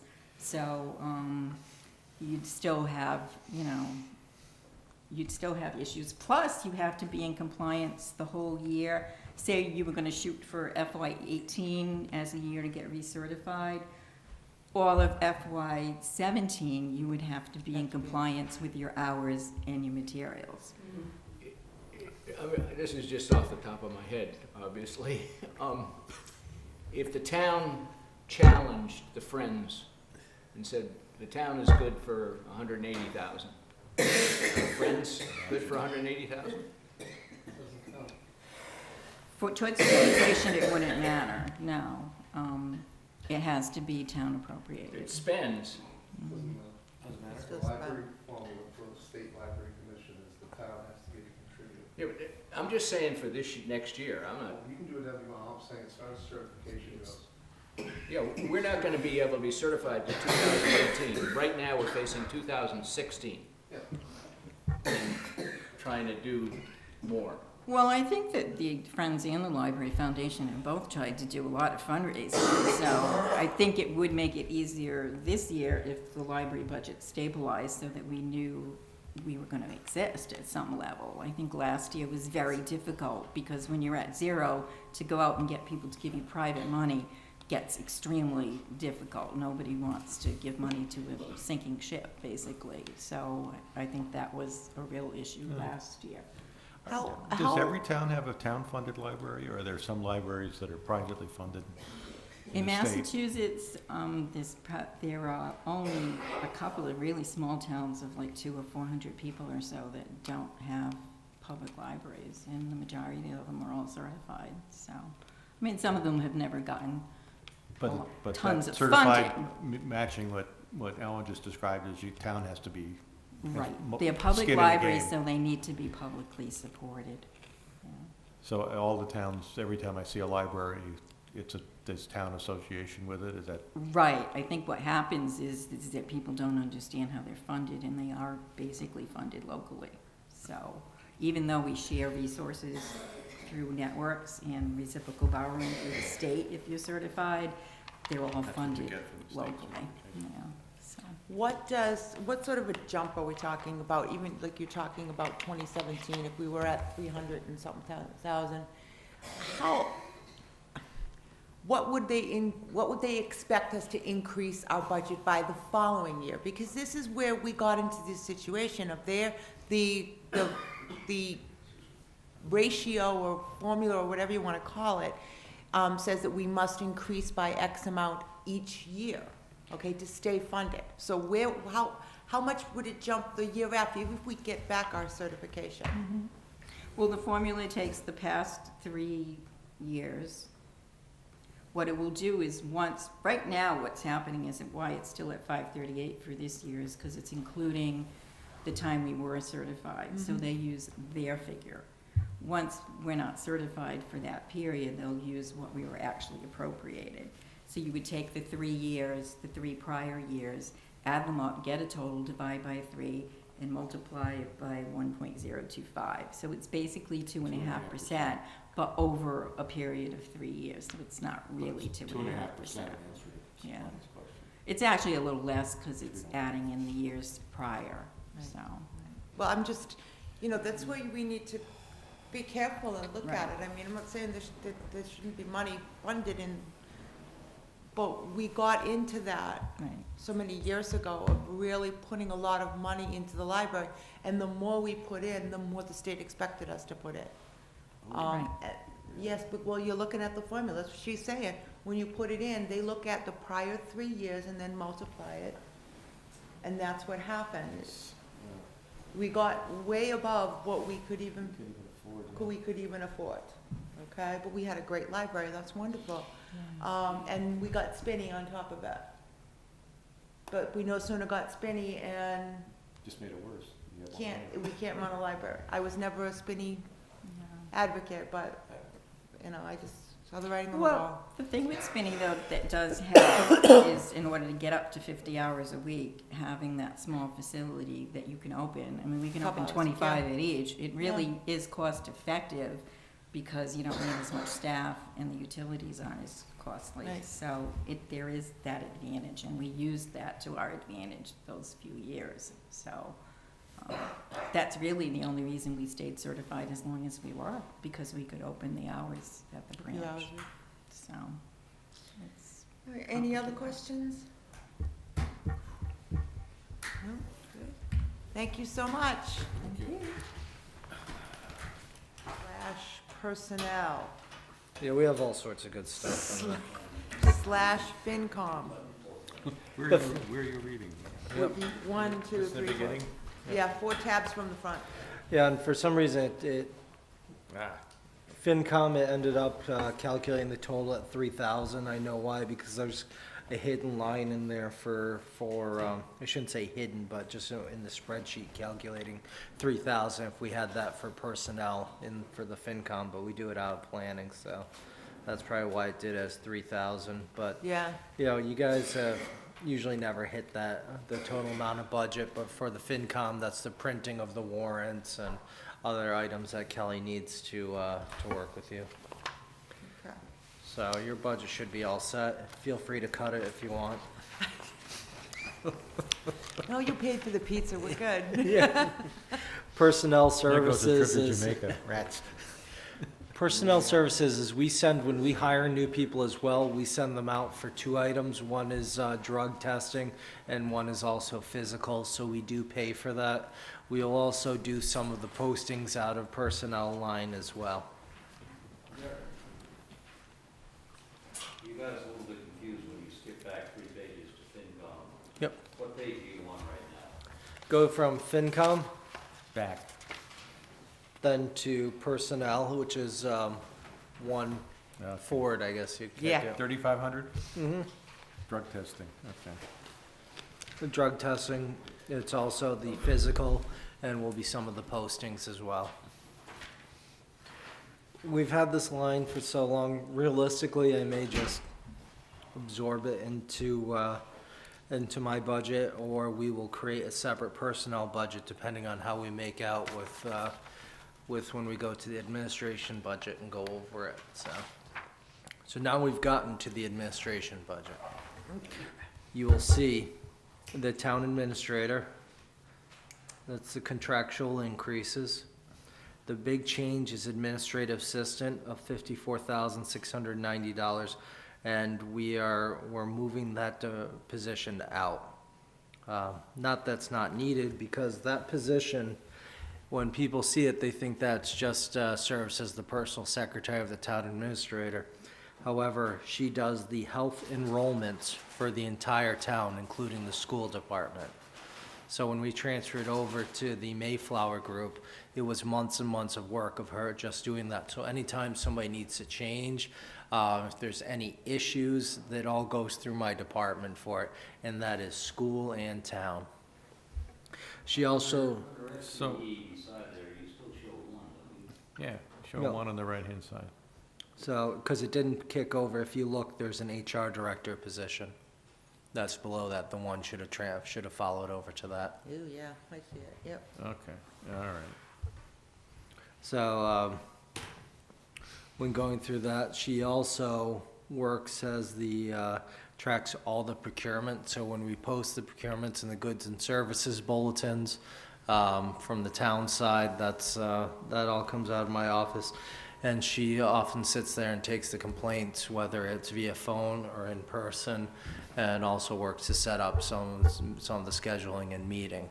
Probably one of the most important people by any standard for myself. It looks like that position will be opened up before the end of the year, and that's why we could potentially make these changes. I would bring back an administrative assistant at 19 hours a week, so instead of a full position, it'd be 19 hours, unbenefited position. The department assistant would stay the same. That's a 32-hour position. That position does all the payroll in the town, does the new hires that comes through, posts for those positions, and also works with the 457 plans for the employees, and does, as I said, does the entire payroll for the town. Not the school, but they do, they will coordinate on some things, but does it for the town.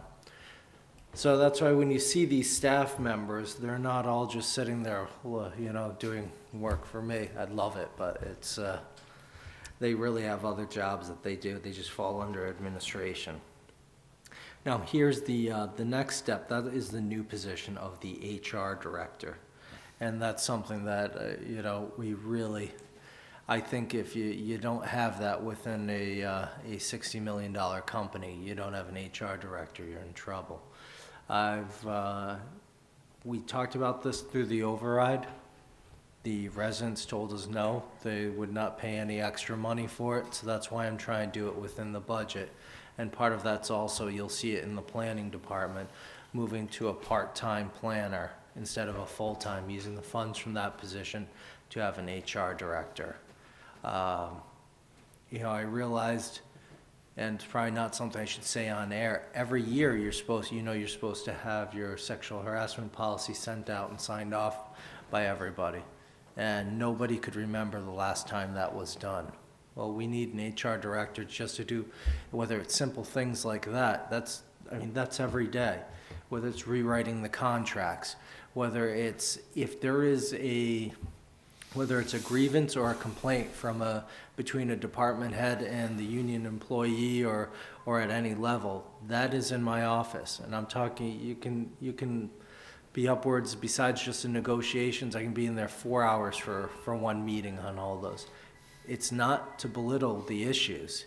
It's to say they are important and we need to deal with them, but they take up a tremendous amount of time. We should have personnel policies that need to be updated as well. And all in all, whether people realize it or not, this moves towards saving the taxpayers' money. It reduces lawsuits. It makes sure that things are being done in a proper manner and that items in the contract are followed.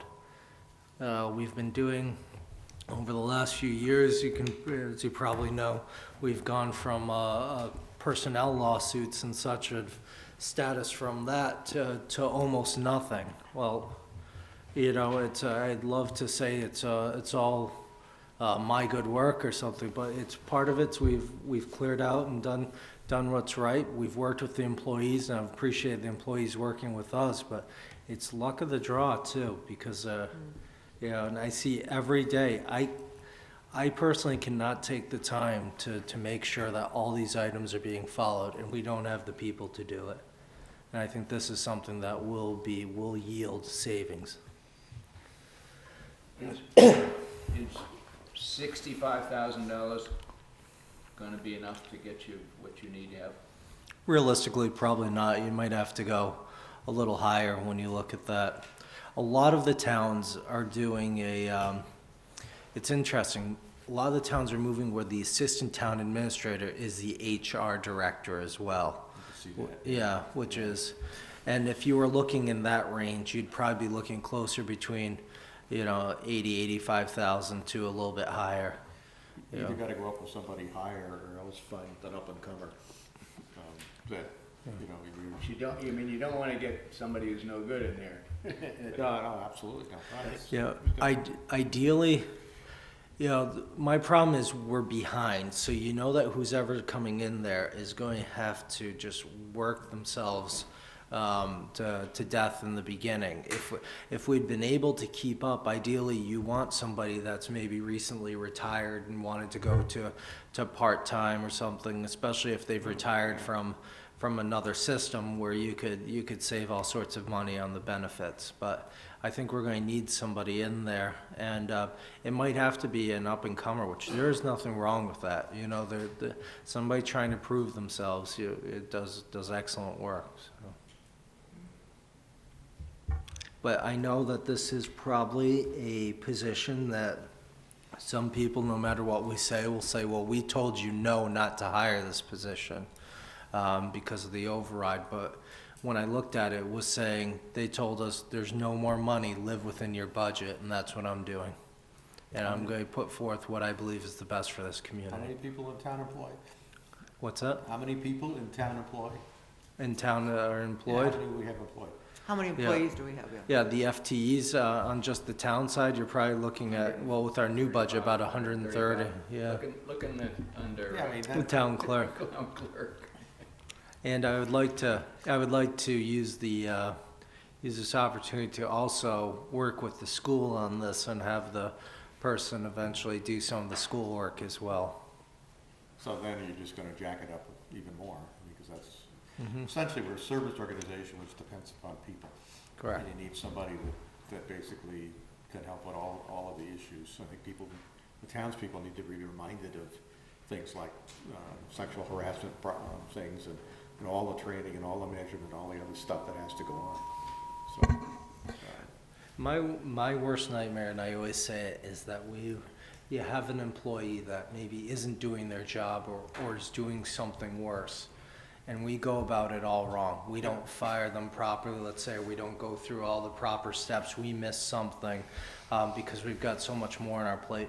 And not only is that employee returning, but they have a nice paycheck and they're basically feeling like they're Teflon. That's my worst thing. If we're going to do it, we're going to do it right. And that's, like I said, I talked about it earlier, but I think I've been part of firing more employees than the last couple of town administrators, and we've done it all by the proper. It's not a badge of honor, it's what needed to be done, and we followed through with it. And of course, you still have the grievances on those. Fired an employee well over a year ago. It was a completely another department for something that was done, and it's and you have a grievance, and you have to go to arbitration up in Boston for it, and that's all the fun stuff. I think you just gotta go do it and live with the slings and arrows and so forth that are gonna get.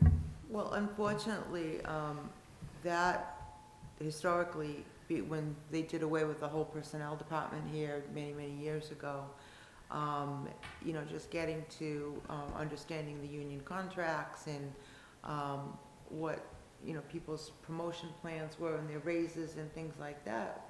We didn't know. I mean, it was, Yeah. they pretty much made it up on their own. It was quite Yes. amazing. So I think, getting back to having someone who's in charge of keeping track of all of those things, I think is really important. Not just that, but continuity from, one department to the other, that all the personnel are being treated exactly the same way, and, the contracts, et cetera, are at least about the same, no exceptions, so.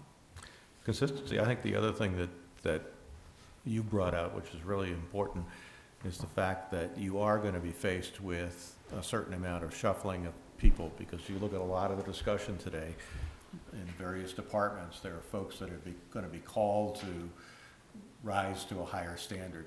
And not all of them, I mean, a lot of people will make it. When challenged, they'll do it. But there are gonna be some that don't. And having somebody work with that is vital if you're gonna have any prayer at doing more with less, which is really what we're faced with. So, And I think you've seen it today too. This is, people have realized there's no, you don't have the employee that's just hiding in the corner. You anymore. can't, no. I am very lucky that I took over with, a lot of dedicated department heads. We brought on a few new ones, which have been excellent as well. But they're what make this town run and keep it going, as well as their staff. So that's what I appreciate. Because as we've talked about, with everything that goes on, if they weren't doing their jobs, or if they were, just doing the minimum, we'd be in real trouble. And I think that's almost what people don't realize is they see things still getting done. They see that we're fixing things on the audit, that we're making the smart decisions and putting money away in a stabilization fund and such, and they think that you've got money. Well, no, we don't have any more money. We essentially have less, but we're making the right decisions and we're sticking to the policies that have been created by the finance committee, the selectmen and such, and that's really what the big difference is. Well, you can take some credit, I must say, sir. Yes. Well, thank you, I appreciate that. That's all, but it's, at the end of the day, it's always, it's the direction from everybody else. And if if the finance committee's not on board and any of the other boards, it's a tough road, so I've appreciated all the help. It's lucky you got an hour drive home every day. Good time to decompress. yeah. The question is, how many days have you driven home talking to yourself the whole way? How many days has he not? Yeah, exactly. And he put in $3,000 for another intern, so somebody just like him. Yeah, and that's when you go through the rest of it, we do want to try, sometimes the interns do get paid and such. I just want to be able to, if we're going to do something, we have it available. So on the professional services, one of the things I used that for this year was we had a complaint within the town hall about a mold issue from staff. We take that very seriously, and that's, I used my budget to right away have analytical testing done down there, and that's part of HR, if you will, in a way too. Luckily, everything came back nice. There was a little bit of mold spores behind one of the radiators. It wasn't any sort of the ones that really cause issues. So we were happy to hear that. When people throw out complaints on items such as that, you do have to react. So we use, the office supplies. I'm not giving you, I have to be blunt, I've paid attention to everybody else's budget so much that in going through mine's a little bit of the difference, but the memberships conference, that's such as the Mass Municipal Association, ICMA, which is the International City Managers. We have advertising. A lot of the positions we do advertise out of my office, and sometimes when there's not enough money, I will pay right out of this budget line.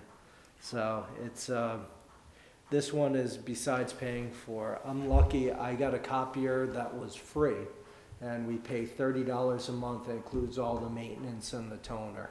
Nice. So that's worked out really well. But it's really, this budget is more in flux than I think the others, because I do use it for some of the special items. I want to have somebody in here to teach some of the staff members something. I pay it out of this budget because we have no really any other line item. I mean, we've got the personnel, but we know what we use that for. So.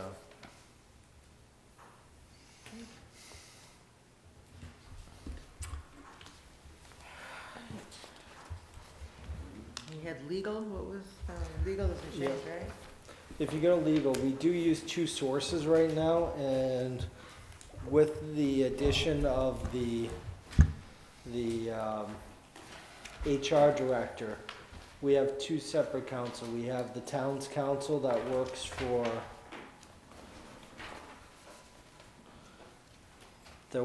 the Board of Selectmen and does basically everything. And that is a flat fee of $15,000 a month, which works out to $185,000 a year.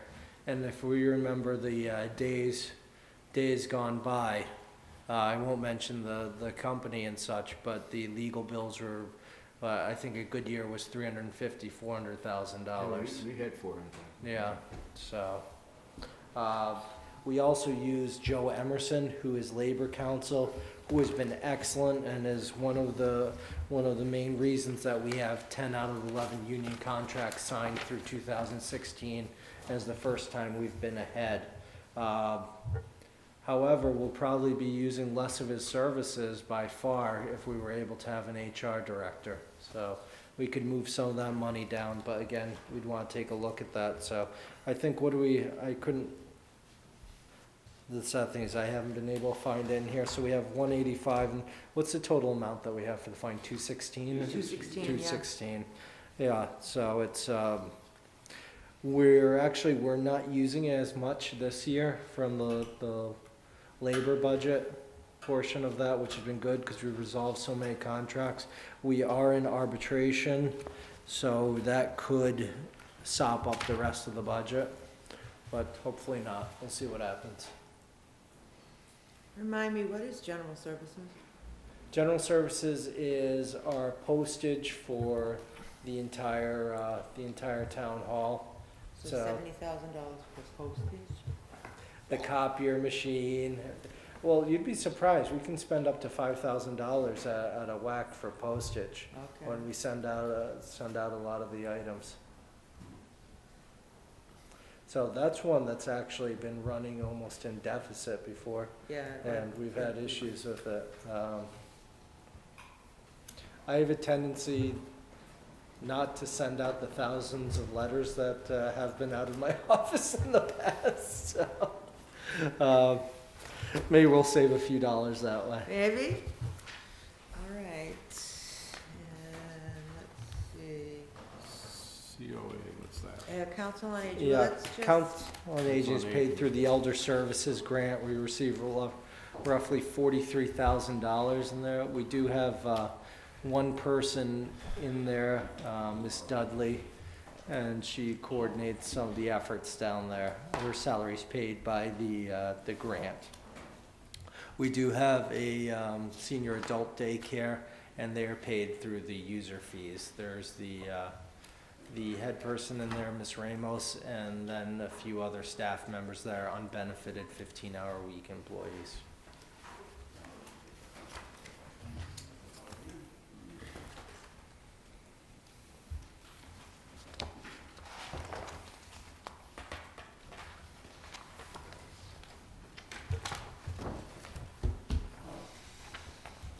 Just so we make sure we cover them all here. The selectmen's budget is just the two personnel people. Right. We have two staff members in there which do everything from the meeting minutes to liquor licenses to when there's some of the town use. So if someone looking to get married at the gazebo, they do those, which, believe it or not, the onset gazebo, we had somebody getting married last Saturday, and we informed them, you do know that there's no pathway shovel to it. No problem, I'll shovel it. So that was one motivated couple to get married. Motivated, I guess. Yeah. They really wanted those gazebo pictures, huh? Which I'm sure it was actually gorgeous when it comes down to, Oh, probably. yeah, but freezing, but gorgeous. Completely white background and everything, With white yeah. background and a white gazebo. Maybe it was. And a white maybe- dress. Maybe they entitled it Frozen. Oh. Frozen wedding? Oh, you're bad. Very good. All right then. Harbor Master, Mr. Buckminster. Yeah, thank you, Madam Chair. Just for the record, we did Shanghai Mr. Buckminster a little earlier and proving that he is a working department head. He was going to go home, clean up, so I appreciate him not worrying about that. Well, he looks fine to me, though. No. And you can just go right ahead. Okay. I believe you're looking at the same budget. The request on personnel is $300,851. Our harbor master expenses is at $50,200. First, I'll give an explanation on the 300,000. We do obviously have contracts and things like that, obviously that have increased the payroll, so that's factored in. Last year, we put a second full-time assistant on, and we actually pay for that through waterways money, so it's not actually coming out of the general budget. We are going to be injecting $80,000, I believe, this year of waterways money into our budget line items. So right off the top, we'll deduct $80,000 from the requested $351,051. The reasoning for the expenses increase is we've been looking at the potential of possibly getting a facility where we can start actually storing our boats inside, working on them. We do all of our own in-house repairs. We do all of our own dock building. The only problem is we're working out of the old animal control building, which is it's probably about the size of this room, and it's a very difficult condition. So we were looking at it, and we factored in some of the costs of operating a larger facility. And we just ballparked some of the figures right now because of obviously the facility we're looking at is running a little higher than we are, so we're just trying to keep it. We probably won't spend that kind of funding, but it'll probably be dropped down.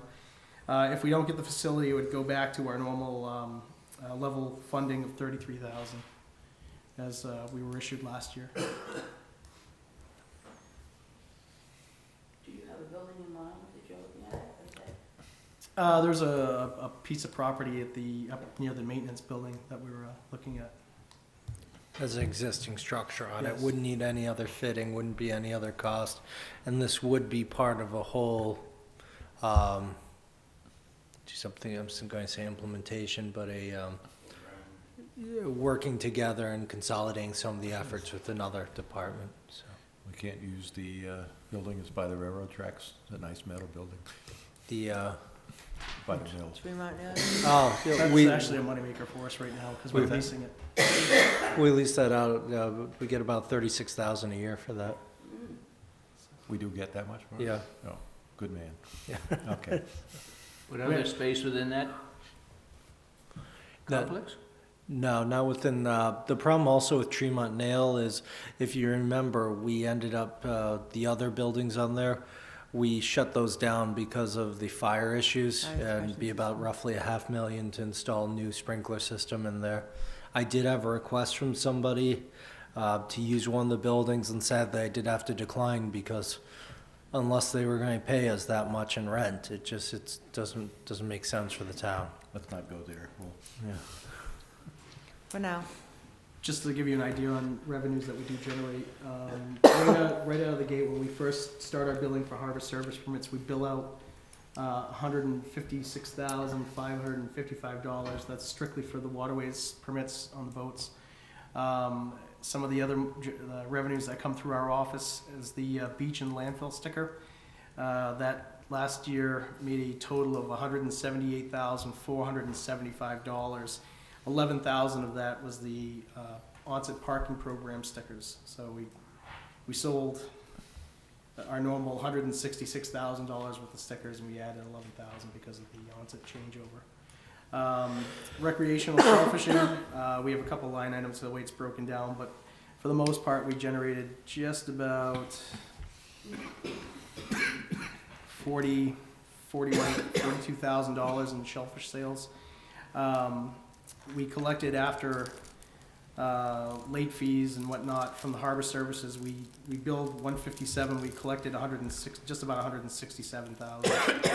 Our boat ramp, we collected just about 10,000, and there's a tag fee which we don't see anything of for the town of Marion, to get rid of TVs and refrigerators and things like that, which generated about 1,620. On top of that, we do a floating dock permit, which is like your swim floats, which associations, we issue a permit. We issue it for $50, and we're actually going to be looking at going to a square footage rate rather than 50 to go up a little bit. So right now we collect about $750 in that. So that gives us a grand total of $548,000 that we pull in. Last year we put a launch in place. I think we transported about 400 people on the launch. Some of them were permits that they bought the seasonal passes and things like that. It's not a big money maker, but over time we didn't pay a lot of money for the boat. All of our staff is now either has their launch That's right. launch operator's licensed or greater. I've got one gentleman that's got his unlimited. You can put him in an oil tanker and he'll run it. So we've really tried to push our staff into getting not just your run-of-the-mill somebody applying because they either retired or they're just out of high school. We've taken the time to look at what they have for credentials on a seasonal position. We're putting them in a $250,000 patrol boat to go run around, and we want them to know. We want to know that they know what they're doing. So most of our seasonal employees, we have a couple people that they've gone through boating safety, but they haven't received their captain's license, things like that. And I think we're down to 1 or 2 of those. Everybody else is like I said, I'll be doing for my captain's license. Our new assistant, he and I will be going together for the captain's. Jamie, he's got his 100-ton, and then we've got 3 or 4 others that have 100-ton licenses. So we also, we're required by state law to go to certain training, and we've actually exceeded the training.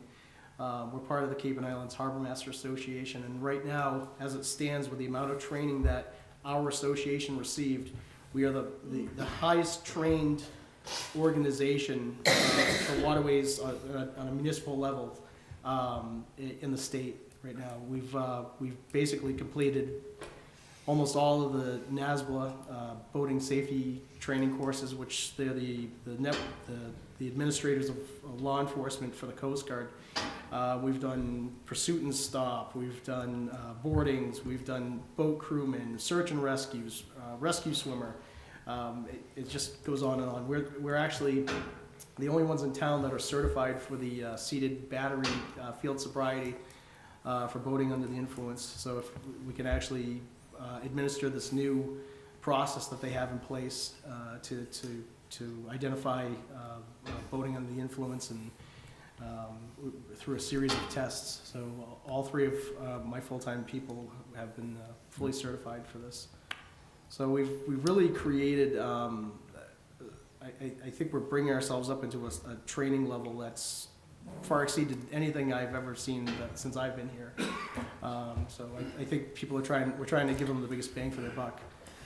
We're looking at Department of Natural Resources. We're looking at ways how we can expand what we currently have and still fit within it by looking at, if we look into Department of Natural Resources, that opens us up to hunting regulations, fishing regulations, ATVs, illegal dumping.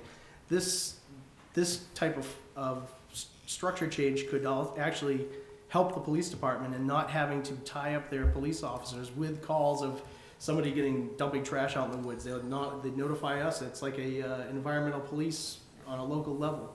So we would end up, doing the investigations on that and pursuing the avenues of, trying to locate owners and, complaints of trespassing and hunting issues. So long term, I think it's a good turn for us, and a few of the departments throughout the state have actually changed over to this. The most recent one, I think, is the town of Plymouth. They were looking at a police department takeover, and they stepped back and looked at it again, and they said it's a Marine and Environmental Affairs Department, basically. And it's, I think, in the long term, something for us like that would be great, where we could tie in all of the resources that we actually work together with on a regular basis and go from there. So you take on that role for the town, is that? We would take on the whole role for the town, yeah. We have our deputies, my 2 assistants, one would be considered an inland officer, one would be considered a coastal officer. Obviously, one of them is more boating experience, so I'd want him out on the waterways, and one's got a lot of hunting background and forestry and everything else, which could actually take that inland section over, and then I'd oversee both operations and do both. So, Do you do ponds and stuff? Yes. yeah, all the boating, all the regulations is, we do, all great ponds are overseen by the Commonwealth of Massachusetts. So any great pond in the state, all of the regulations apply. A pond that's not a great pond, such as Glen Charlie, Agawam Mill Pond, as long as it's publicly accessible and people can utilize it, that's where your regulations carry over to be able to enforce on those ponds for boating violations and whatnot. Yeah, it sounds like Northwood's Law. It's pretty wild, yeah. It's, I mean, guys. And water sampling and things of that nature? we do all the water sampling with the Division of Marine Fisheries. We Something take them like around. Dick's Pond, for instance, you could. That would be a completely different sampling process. I think you're dealing with either conservation or you'd be dealing with Board of Health, because most likely they would be sampling for bathing fish qualities, which we don't test for that. We test strictly for shellfishing issues. So we just encourage you to think carefully about it, because, I mean, at least in our area, which is up in the bogs and so forth, there's an awful lot of stuff that goes on. Oh, yeah. And I mean, illegal hunting and guys running around in ATVs. We're actually out there now. 2 weeks ago we were up and the new state property was taken over at the end of Barker Road. Yeah. And it looks like they had a dump truck go up there and dump. Oh, yeah. And we basically went up there and started ripping open bags and searching for mail and going through everything. We've had some success. We've found a lot of stuff, and it's actually works pretty good when they see us banging on their door, and it's either we're going to bring it back to you, or you can pick it up, and but it's worked pretty good. We've had stuff that people have dumped showed up at their front door, and then it ends up in their driveway. So Most of us that have a Maine background recognize some Yeah. of this stuff. But, So we're basically we doing just it now. encourage you to be careful. we're running up the herring runs now because we've had to dissolve basically the herring agents. So we're basically cleaning the runs now. We're taking care of the streams. We're working on all the stuff. So it kind of is just it's just a big marriage. Yeah. And and I don't want to shy away from shellfishing, but we're kind of put in place to watch. Everybody sits there and thinks cranberries are the biggest consumable product we have, and it's not. It's shellfish.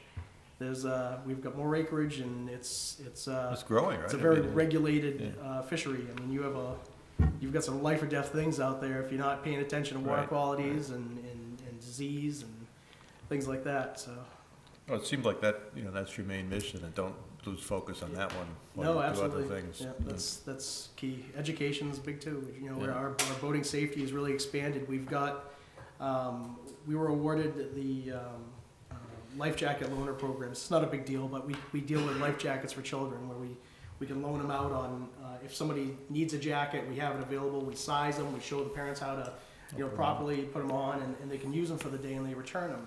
And this program is nationwide, but we actually were awarded from both organizations the program, and it's expanded so much that we're actually the biggest one in the state right now because of the amount of times we use our life jackets. So, I mean, we're going to all of the festivals with them. We're trying to promote boating safety, and we're looking at a couple possible opportunities to expand on our boating education, so.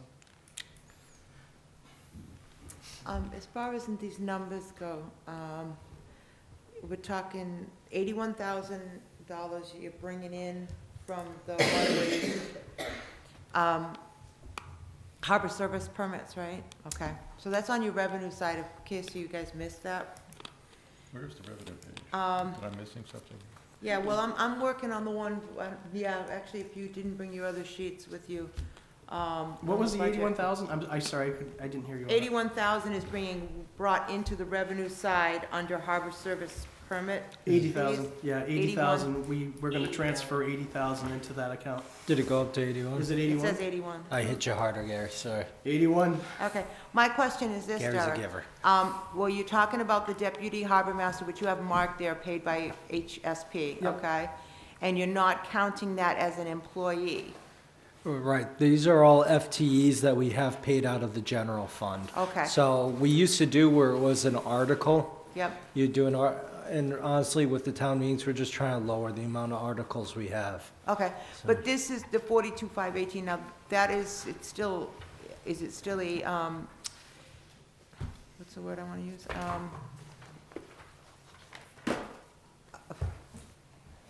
It's still a full-time employee with all the benefits, right? Correct. This Okay. person happens to not use our health insurance. which Okay. is- Yeah, it Now- actually worked out very well. All right, out of that 81,000, so we're paying for this one person, what else are you, is there something else, or are we just, We're covering costs of, Applying it to that we're budget? covering a portion of our seasonal Okay. Deputies also. okay. That's all I wanted You to know. And usually in the fall town meeting, we pull money articles where we've reduced in the past our expenses side to maintain the boats and things like that. So we're keeping the actual harbor master expenses down by injecting money in the fall to pick up on some of the stuff. I mean, we're looking at almost $2,000 to winterize one of our boats. It's unfortunately, but you know, the new technology, the engines and everything else, they've got to go through certain things, the zincs. I mean, you're spending $700 on zincs to Yeah. make it happen. And there's a lot of dollar signs on anything attached with the word boat on it. So.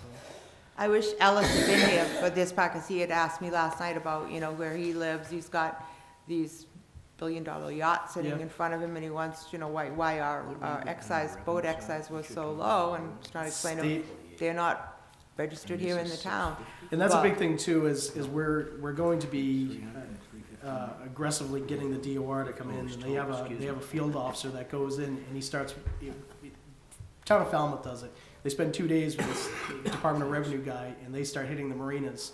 So if there's not information going there, they start looking at where all of these boats are, you know, primarily moored, which is in Wareham. And they've got Florida on the stern, they've got this, that, and they're not leaving. They're here. They're New Hampshire registrations. And we turn over a list to them every year through our harbor service permits, but the guy has been very good with me, and he's going to make it a point where we can start looking into actually having them show up here to start Yeah. directing it. So why a town north of us should get the money and not us is beyond me. So, Right. But that is just so people understand, you know, Ellis had also asked me about mooring permits and stuff, and that's what that harbor service permit is all about. Correct.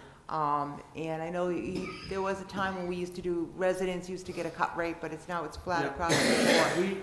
They found a couple loopholes where you could do the resident on resident, but I really don't trust their loopholes until it's challenged. And we ended up, back when Mike Parola was here, we ended up turning it into just a flat rate. This is what it is. It's ultimately the Commonwealth's waters, so there's no reason why somebody from Uxbridge that has a boat should be penalized because they don't live on the water, because ultimately it's Commonwealth and it's just overseen by the town of Wareham. So.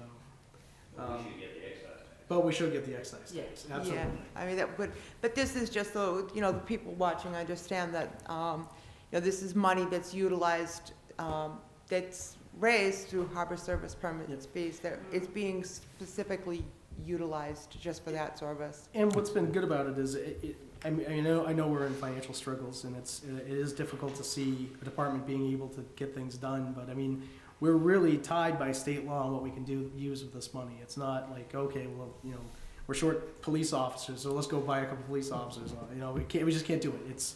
We've got to reinvest into the waterways, and that's overseeing it is a major component of it. But we have been able to accomplish, you know, project after project after project, and you know, we've got some big projects also coming up. The Onset Pier is going to be a huge expense, and you know, we're going to have to do some research, because you know, $150,000 a year isn't going to cover the cost of the Onset Pier repairs. You know, we're looking at the Onset boat ramp. We found funding through the Bouchard oil spill money, and we went to CPC for it. So it's a public access. It's a part of a restoration program. It fit within their guidelines, and we're looking for a portion of the funds to go towards that. And they were in favor of it. So you know, we're looking to Onset finally get their little boat ramp fixed. It's not going to be any different than it is now. It's just going to be new. We won't change the parking. We won't change anything. Will that be for summer of 2015? No, it would probably, once everything's squared away, and depending on if there's any opposition, things like that, I would anticipate that starting in the fall, because we can only do waterways projects and certain windows, plus I don't want to eliminate all of that, access until late. So, because the guys are gonna find a different place to launch their boat to go shell fishing all winter, everything else, they're gonna probably have to use Bourne Marina. So I'm gonna see if we can work a deal out with the town of Bourne, where our guys, if they need to launch to go shell fishing, they can go out of the marina over there. So, Well, on the capital budget, there's only $200,000 for the onset pier, the concrete dock system onset pier. yep. That's At something one we point, that can, was- that's something that we can probably fund through borrowing, and then I pay back through our waterways monies. If we could, I'm basically looking at replacing the floating dock system that's there, but I want to enhance it because we have to start looking at, ADA regulations. We gotta start looking at, we've got the water depth, can we hold bigger boats? Let's get electricity down there, let's get sewer down there, let's get all the amenities on these docks that are gonna start bringing people in. It's just, we're really trying to enhance the floating dock areas too, so. And we're gonna have to, look at what we wanna do on the pier also. We've got fishing boats with, old systems that are allowing people to cross these little footbridges to get on their boats.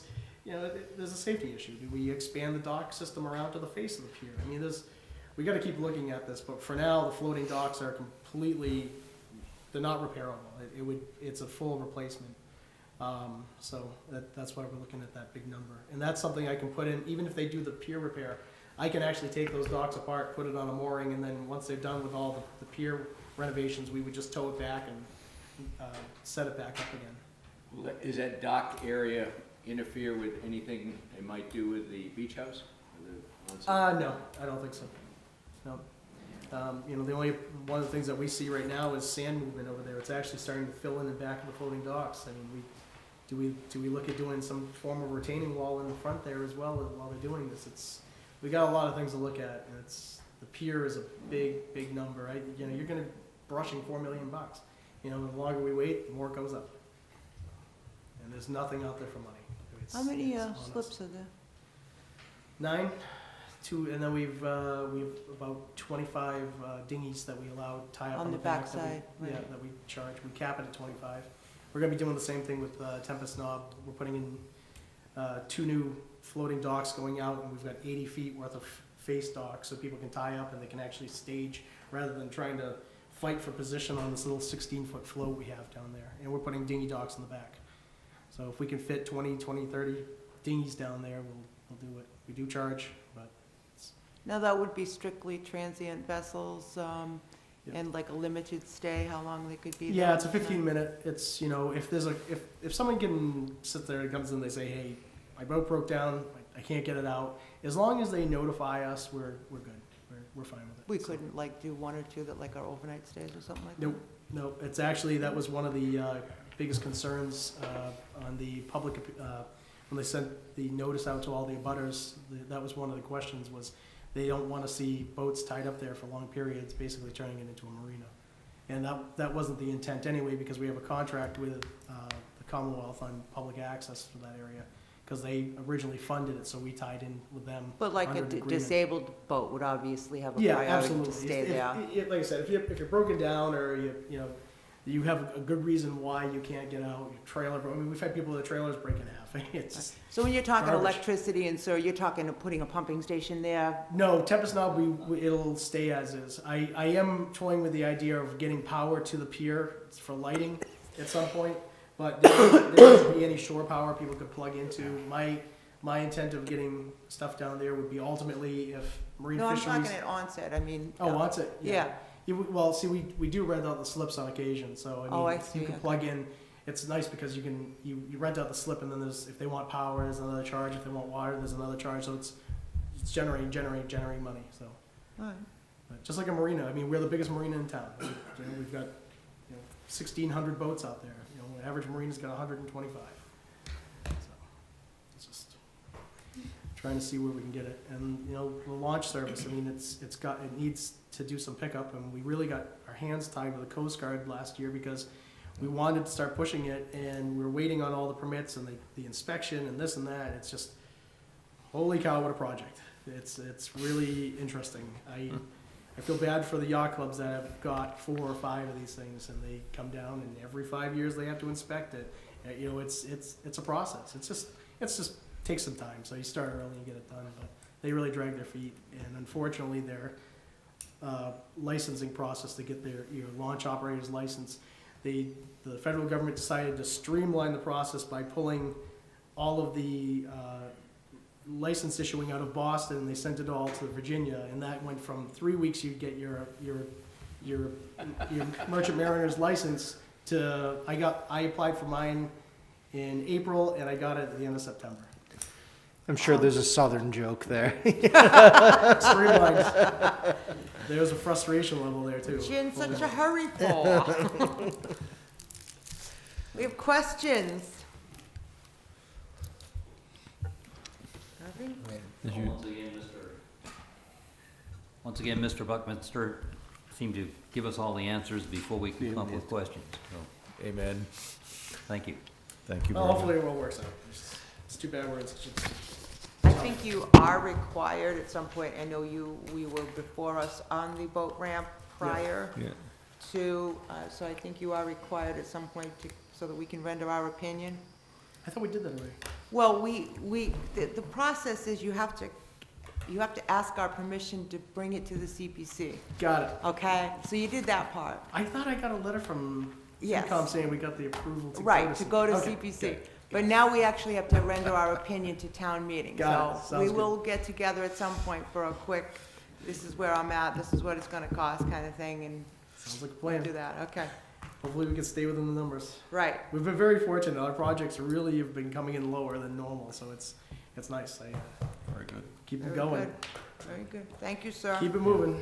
I appreciate you coming in early. Coming care. in Thank you, early. Linda. And we have planning here too, it's Yep. good. Last but not least, so.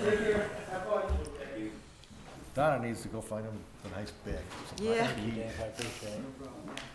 Crawl in. Hello, How are you?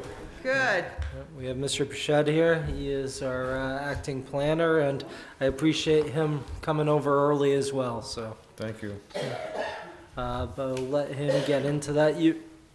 Before we start though, you'll see on the planning line, just under the personnel, you'll see the conservation agent has gone from 0.73 of an FTE to 1 FTE. The reason for that is we used to bring over about 21,000 in wetlands fees through the budget, through the revenue side, and it's time we stop using up that source and let that build up again before we hit it. So All right, I can't find the. sorry to take that, but find I'm it. sure Where that's is it? one there to I got ask. it. Okay. What's it next to? It's after town meeting. Town planner? Right about in the middle. Town meeting, town plan, there we go. Just for police. And all yours. Okay, so yes, again, my name is Dave Pichette. I'm the Conservation Administrator and at this point in time, the interim town planner, designated by Eric. The Planning Department is basically responsible for the administration of the permitting procedures for the Planning Board, the Zoning Board of Appeals, and the Conservation Commission. Each of these boards meets twice a month. So the department handles the organization of these meetings, the processing of all the applications, coordinates and schedules public hearings according to each board's legal requirements, and is also responsible for ongoing record keeping of all of these items. We're also involved with project monitoring once these projects get approved, and coordinating whatever inspections are necessary for any of these projects. Relative to conservation, we also have some additional responsibilities. We review any building permits that get submitted to determine whether or not they need specific permitting with the Conservation Commission. We're also involved with any wetlands enforcement issues, dealing with violations that may come up from time to time, and also the maintenance of any of the town-owned conservation properties. So that's sort of a general overview of what our department is involved with. There's certainly many other small things that are mixed in there that I didn't list. As far as our budget, you'll see that it's not all that involved. It's pretty similar in terms of the numbers to the numbers we had in last year's budget. There was one change I'd like to ask about or recommend, which has to do with, if you look at the line item that says fuel and mileage, I had put in for 1,000 on that because I think that's more realistic. And if you look at the cellular number that says 1,000, I think that's probably more than what's needed, so I wanted to see if we could just sort of flip-flop those two numbers. And I think that would be more in line with realistic numbers for those line items. Total stays the same. So Right. it stays the same, yeah. So that's what I have, and if you have any questions, certainly I'd be happy to try to answer them for you. And Dave's good. Notice he didn't ask for more money. He just wanted to reverse some of the lines, so I appreciate I that. kind of missed whatever it was you were saying there, Derek, while I was trying to find my page. Yeah, if you look, well, there's two things. First, when you look at the town planner, we've brought that down to a part-time position, and we spoke about that before. The funds from that are going towards the HR director. Conservation agent, you'll see beforehand, it was 0.731 FTEs because we used to bring in about 21,000 from the wetlands fees. So that's a dedicated account that we would put it in under the revenue side. However, we need to let that account grow, and because it's basically down to, I mean, there's monies in there, but every year we've been bringing it down to almost zero, and that's not the best way to do it. So. What is this wetlands? What? Well, if you want to explain how the fees go. Sure. For any applications we receive, there's wetland filing fees associated with that. And so that money gets put into an account, and over time, that money can be spent for the administration or operation of the conservation office. So if money builds up in that account, then there's monies to utilize for certain things. And as Derek mentioned in the past, some of that money has been used for salaries.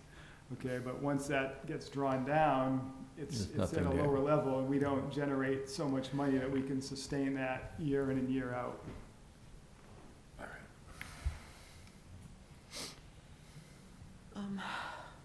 Okay, so what does it mean having a part-time planner? Are we gonna get somebody part-time for $40,000 a year? I truly don't know. Okay, I love your answer when you say that. Yeah, I'll be honest with that. This is, I've changed some of the priorities there. I know that, Mr. Pichette has some strong concerns about that, as do a lot of people. The town is beginning another growth pattern, it looks like, but we're trying to figure out how to best utilize the scant resources we have, so. It's, I guess this is probably the true robbing Peter to pay Paul moment. Is that a smart move, though, to go to a part-time planner when you're with a growing community? It talked to some of the other communities, and they said the best planners that they've had are grant writers. So that they don't necessarily, grant writers, they don't necessarily do planning or just planning on there.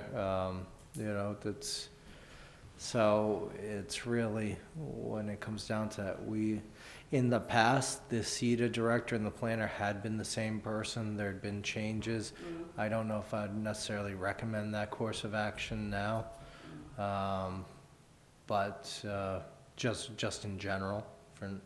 But that's where we'd have to look at. We do have other opportunities to try and do some of the planning, and I don't necessarily know if going with the highest end planner is the best course of action, or if it's the best way to spend our dollars. Does any other municipality do it, where we could maybe even share somebody? We did that before. It had its ups and downs. Is that a good way to? Went down.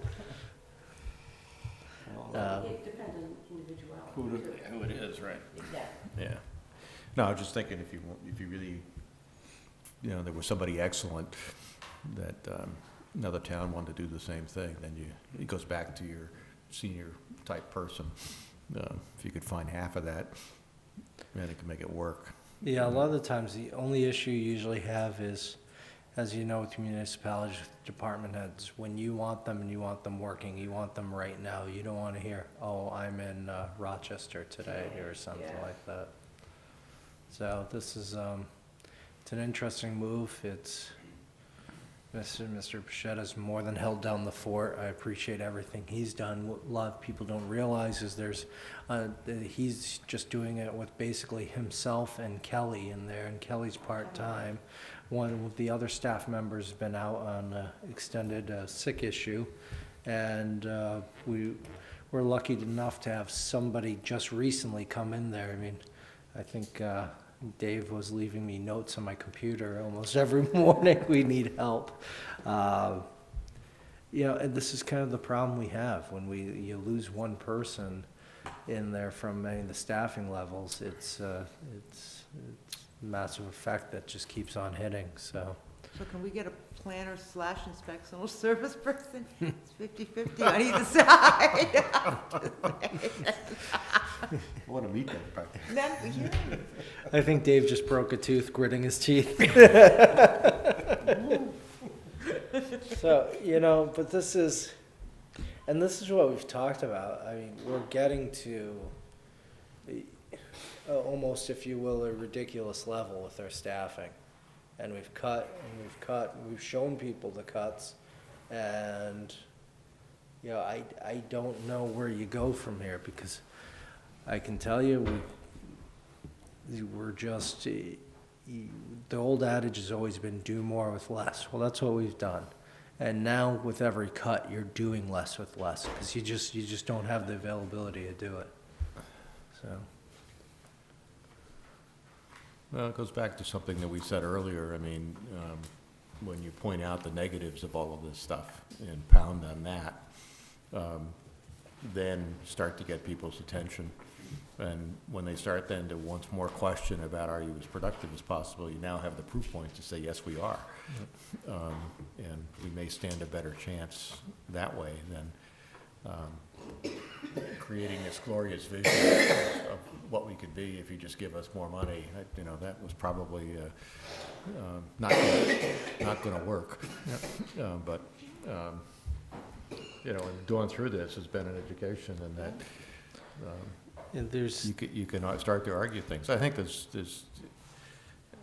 was after our discussion with the police, but last year we talked about the fact that if you had something happen to your car, you had to come down to the police headquarters to sign the thing. We said that could happen. It never did, because the police chief made sure that it didn't. Well, maybe he should, and meanwhile spend that effort going after the drug folks. And apparently, what's the name of the city? Nearby. I'm having a senior moment. Get the council meeting. New Bedford? What? Your favorite one is Gardner? New Bedford? Or? No, the one up by the junction of 24 and 495. Brockton? What? Brockton. Yeah, they do that. You want to come down, you got to come down and fill it out here. That's an inconvenience. But you do enough of that, and I hate to do that, but maybe that's what it takes. People respond to not having stuff. I mean, Donna's 4 days and I can't get anything done at town hall and so forth. So maybe it's a timing issue. We're doing all the right stuff here, getting it down as flat as we can. But we got to make sure that the message gets out there some other way. Sorry to all those folks at home, but sometimes it's what it takes. A few years ago, from another board or committee, a member had said, well, I just don't think the average person gets touched by the town as much as you think. And I started thinking about, well, we know that's changed with the snowstorm, but the other things people don't understand a lot of times is your you're not getting salmonella because the Board of Health, because the health agent is out there checking it. I know there's issues in inspection services, but the houses aren't collapsing here all over the place because there are inspections being done. You know, and those are the types of things people never realize. And the issue here is we don't make widgets. And that's a slogan of a book. And it's true.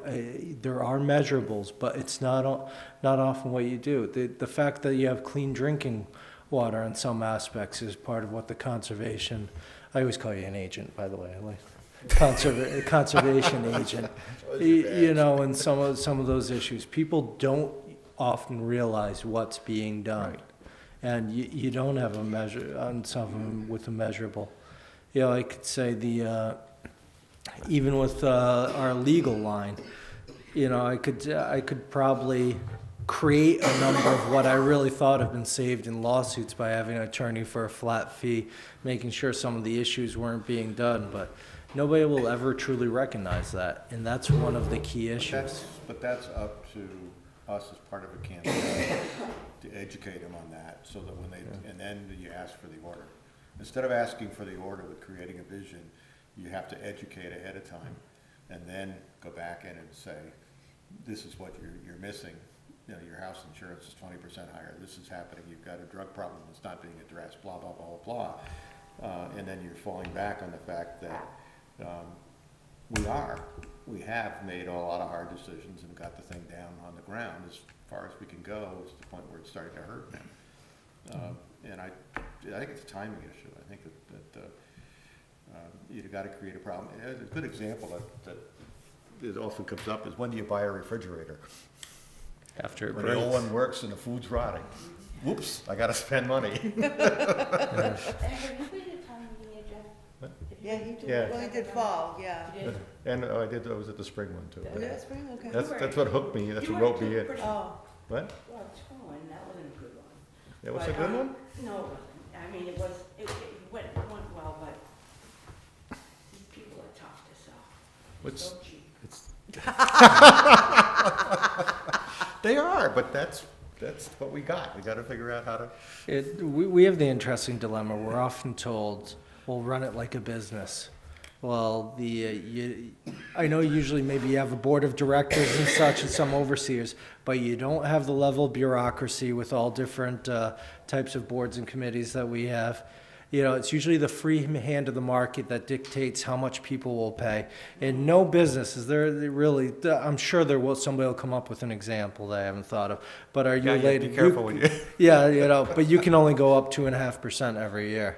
You know, it's a built-in failure. It really is. And but it's not to say that at some point there wasn't some merit to it, because, you know, there's some areas they'll just spend and spend and spend, and the taxpayers do need a say, but it still comes back to town meeting. That's when the free hand of the market's supposed to come out there and say, hey, this is what we're willing to spend on these departments. I would argue for being at the April town meeting that you had town meeting. It's the election that got lost. And that's when the folks who don't go to town meeting came out. And you know, when we have a discussion with the school board, you got 2,600 students. Let's just say that it's one voter per student. It should be probably a little higher, but let's just be conservative. That's 2,600 votes. You didn't win. They didn't support what you want to do. Worse, after it happens, you got 190 folks that are now going to other schools, and we're paying. We're not paying directly. We're paying through the states. So, it's a funny formula. I haven't figured it out. Somebody can explain that to me too. But I will refer Will you you do to that Jeff for- Sweat on that formula Yeah. story. Yeah. He'll tell you a long time how that works. He's got it. That's fresh. all right, I need an education on that one. All right, back to So- planning. Oh, okay, sorry. Sorry, I gotta He gets wheel us you guys going. back in, come on. Or we can continue on, but let Mr. Pichette go ahead out of here. Continue after that. So, I mean, having a good planner is a good idea. Let's put it that way. I mean, in a town that's trying to develop and get more growth, Right. it's a priority. And it's been a problem for a little while. Do you have any questions directly, sir? Have we got anything out there in terms of prospects that, where a planner doing the shepherding and the proper dances would influence the outcome? Right today? You mean talking building or growth or? Somebody's interested in looking in locating in Wareham or expanding in Wareham. I know there's been things that are happening. When that, usually CETA's been involved in a lot of that, or we've been doing it at the administration selectman level, but Dave will hear about some of the stuff as well, so. Yeah, we certainly get some questions, you know, and we. do And are our- we able to respond and answer those questions in a professional, timely manner? We are, and if there's some question that arises that we don't have the immediate answer for, we certainly take their information, get the information, get back to them as soon as we can with it. So I'll be honest and tell you, I don't have every answer for every question that comes through the door. can't, no. But we do take the time to make sure we find the answers and then get back to the people. Well, That's all anybody could ask. yeah, Right. yeah, but hold on. You've got one man and one part-time woman. He has to be out in the field too. And you're only open 4 days. So, by the time you get the question to him, I mean, it's a tough process. No, I'm not arguing with you, you need a full-time planner. Well, no, I'm not, you need a full-time, at least somebody on the other side, that the office can be open all the time. You can't even, I would say, if you go up there in the afternoon, you got a great chance he's not gonna be out there, there's gonna be a sign on the door. Nothing else he can do, how can he do his job? There's nobody to cover the office. So you're not getting things done timely. You're getting as timely as he can possibly do. He's only one person. But it's not getting done. Nobody in the office in the afternoons a lot. Am I not correct? I happen to think the 4-day week is a pretty good, is a smart move. Yeah, to Donna's question, the office does get closed from time to time. As you said, you have obligations. Sometimes you have to be out in the field doing whatever. But I think part of the problem, as Derek mentioned earlier, one of our staff positions has been out on a workman's comp issue. And so if we had that position there, our office would be open. And even if I'm not there, somebody would be there to answer questions. But we just don't have that right at the moment. Exactly, and that used to, you could cover that. So I'm just saying, it's not bad, the 4-day week, I'm not saying that's a bad thing, but compounded with everything else and the cutbacks, the 4-day week is really hurting this community more than you realize. You can't bring in a temp during that time, just a temp? We have brought in somebody now for, well, you have to figure out, we pay, we get reimbursed 60%, but the other 40%, by contract, the town still has to pay out to the person, so there's Oh, no really? incentive for them to return. Not saying that's the case this time or anything like that, but we're still, you lose 60% of the budget. Right, and then you said now you're paying a temp, too. So try to bring in a temp and stuff like that. We have brought in somebody to do some work in there. You know, the person is not of the planning background such, but they're very organized and something we can do. There's no wiggle room, there's no place for these folks to wiggle, to get any, do you know what I mean? Yeah, we're not arguing with you. We gotta convince the folks that go in. Told you, we need we need more money. Planning inspector. That's a good, yeah, it could be a new job. Yeah, planning inspector commissioner. As soon as we have a personnel director, they can write that job description. Yeah, exactly, they can put that together. There you go. You break down a wall, put the two offices together, you're all set. All right, any more questions on planning? You can go. All right, thank you for Thank your you. time. Thank you very much. Appreciate it. Thank you for everything you do too. All right, thank you.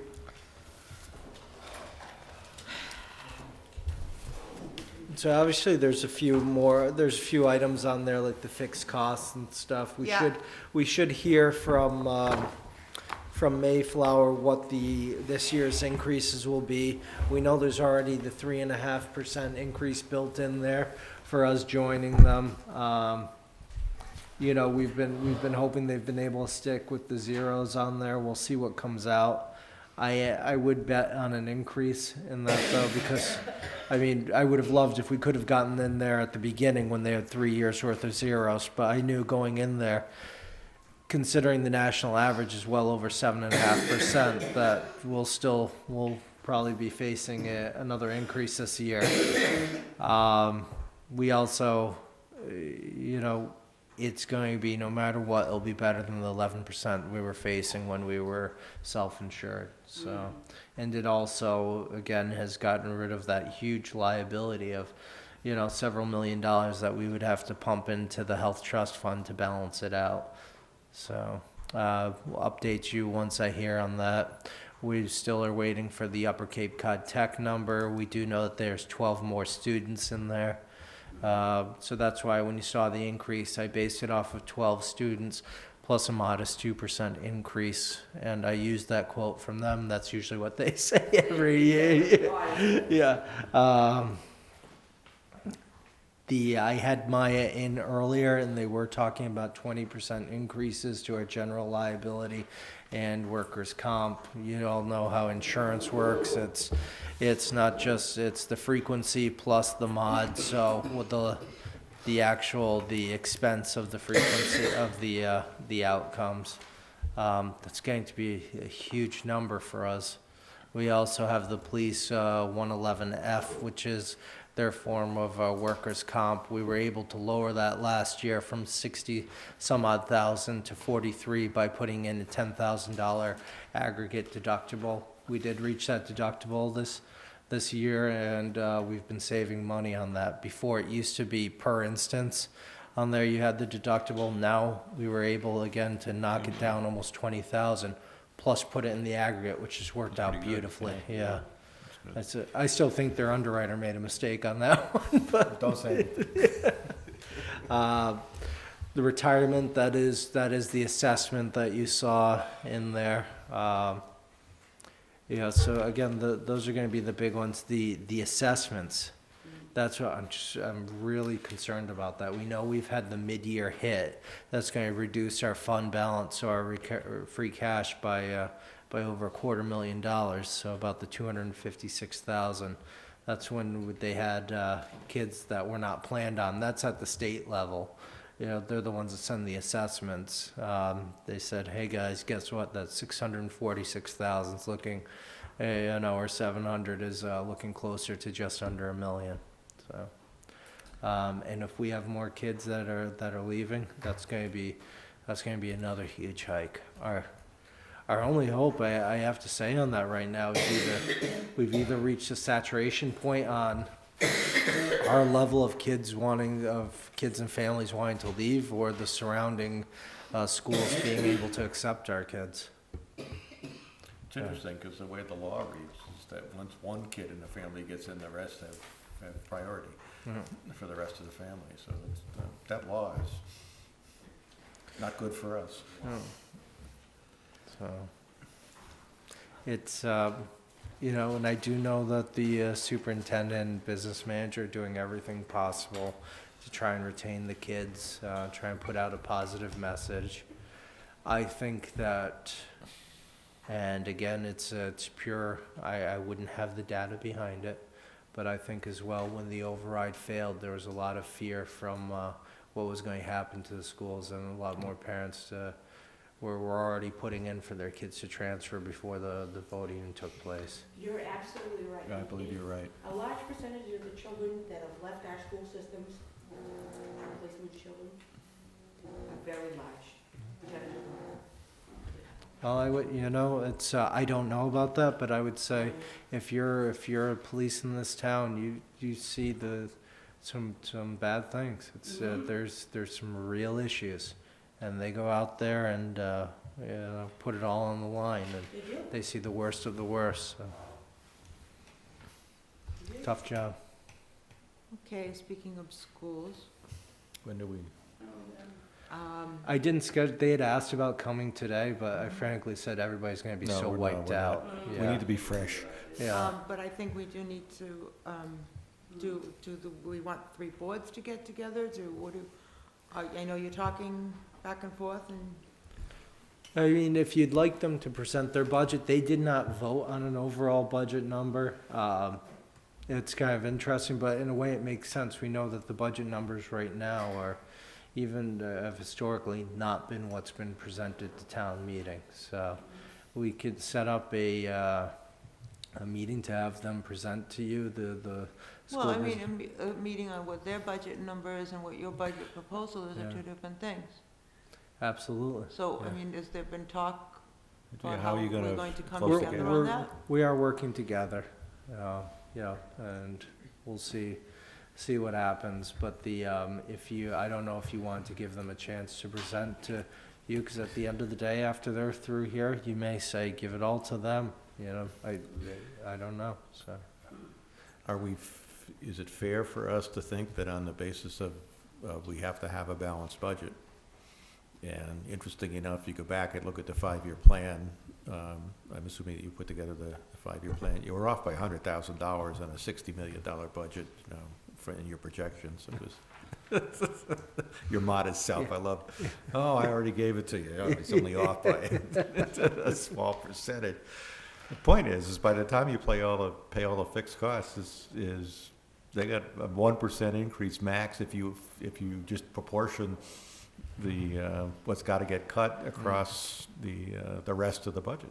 And, Yeah, there's not much left after it, and we know It's from gone. the contractual obligations from our side, one of the things that's happening, I shouldn't say our side, but from the towns, is you have basically 6 years' worth of contracts that finally got done, so we took the money from town meeting to fund them this year, because that's when the contracts were solved for FY15, but the actual hit from what you'd see in the budgets is FY16. So it looks like it's a massive 1-year increase, but technically it's a 5-year increase on there. And if we were to resolve the police, we would probably come close to doubling that $278,000 easily. So requiring close to $550,000, $600,000 worth of contractual and step increases and such, which is a huge number for us.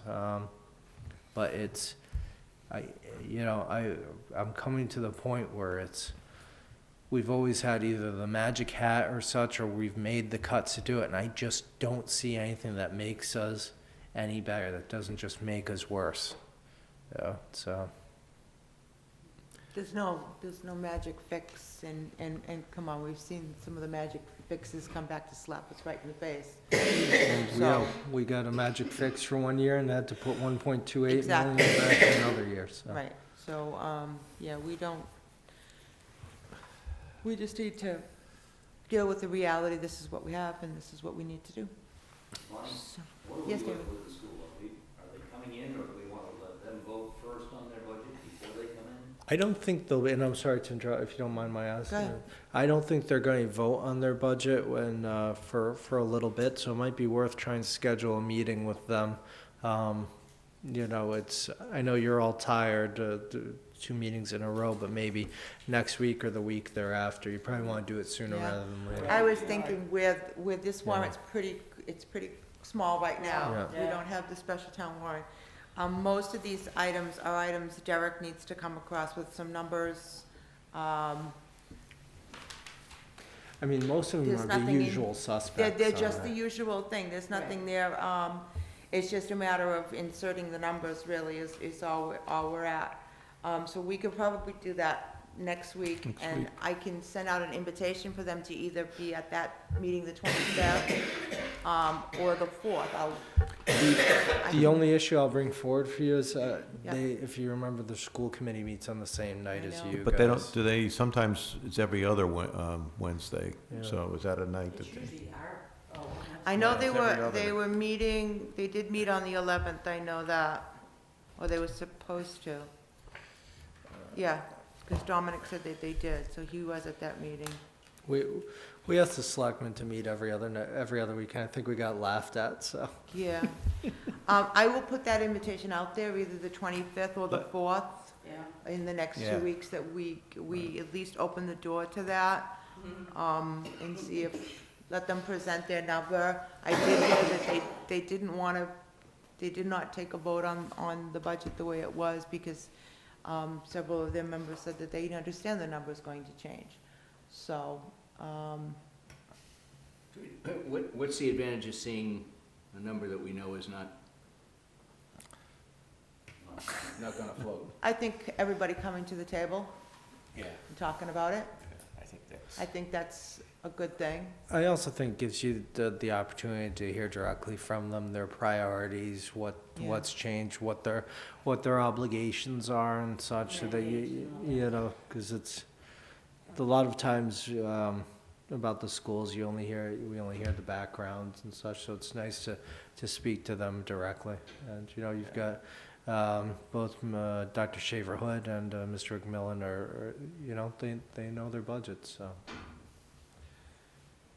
No, I think sitting down and going to go through it is exactly what we Yeah. need. I don't think we need a parade of superintendents, do we? No, you wouldn't get, it would be those two coming and speaking about their Yeah. budget before. Yeah. That's fine. That would be it. Okay, so, do you have any other final thoughts, Mr. Town Administrator?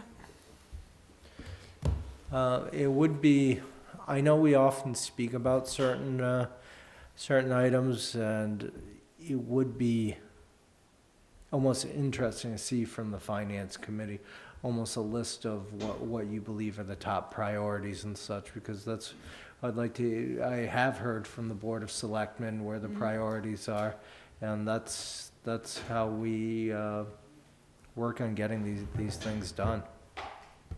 Fair. So I can say, oh, I got something from the FinCom, but we'll just put that over there. Go down to the men's room and look. Yeah. As he's pointing to the circular file. Yeah.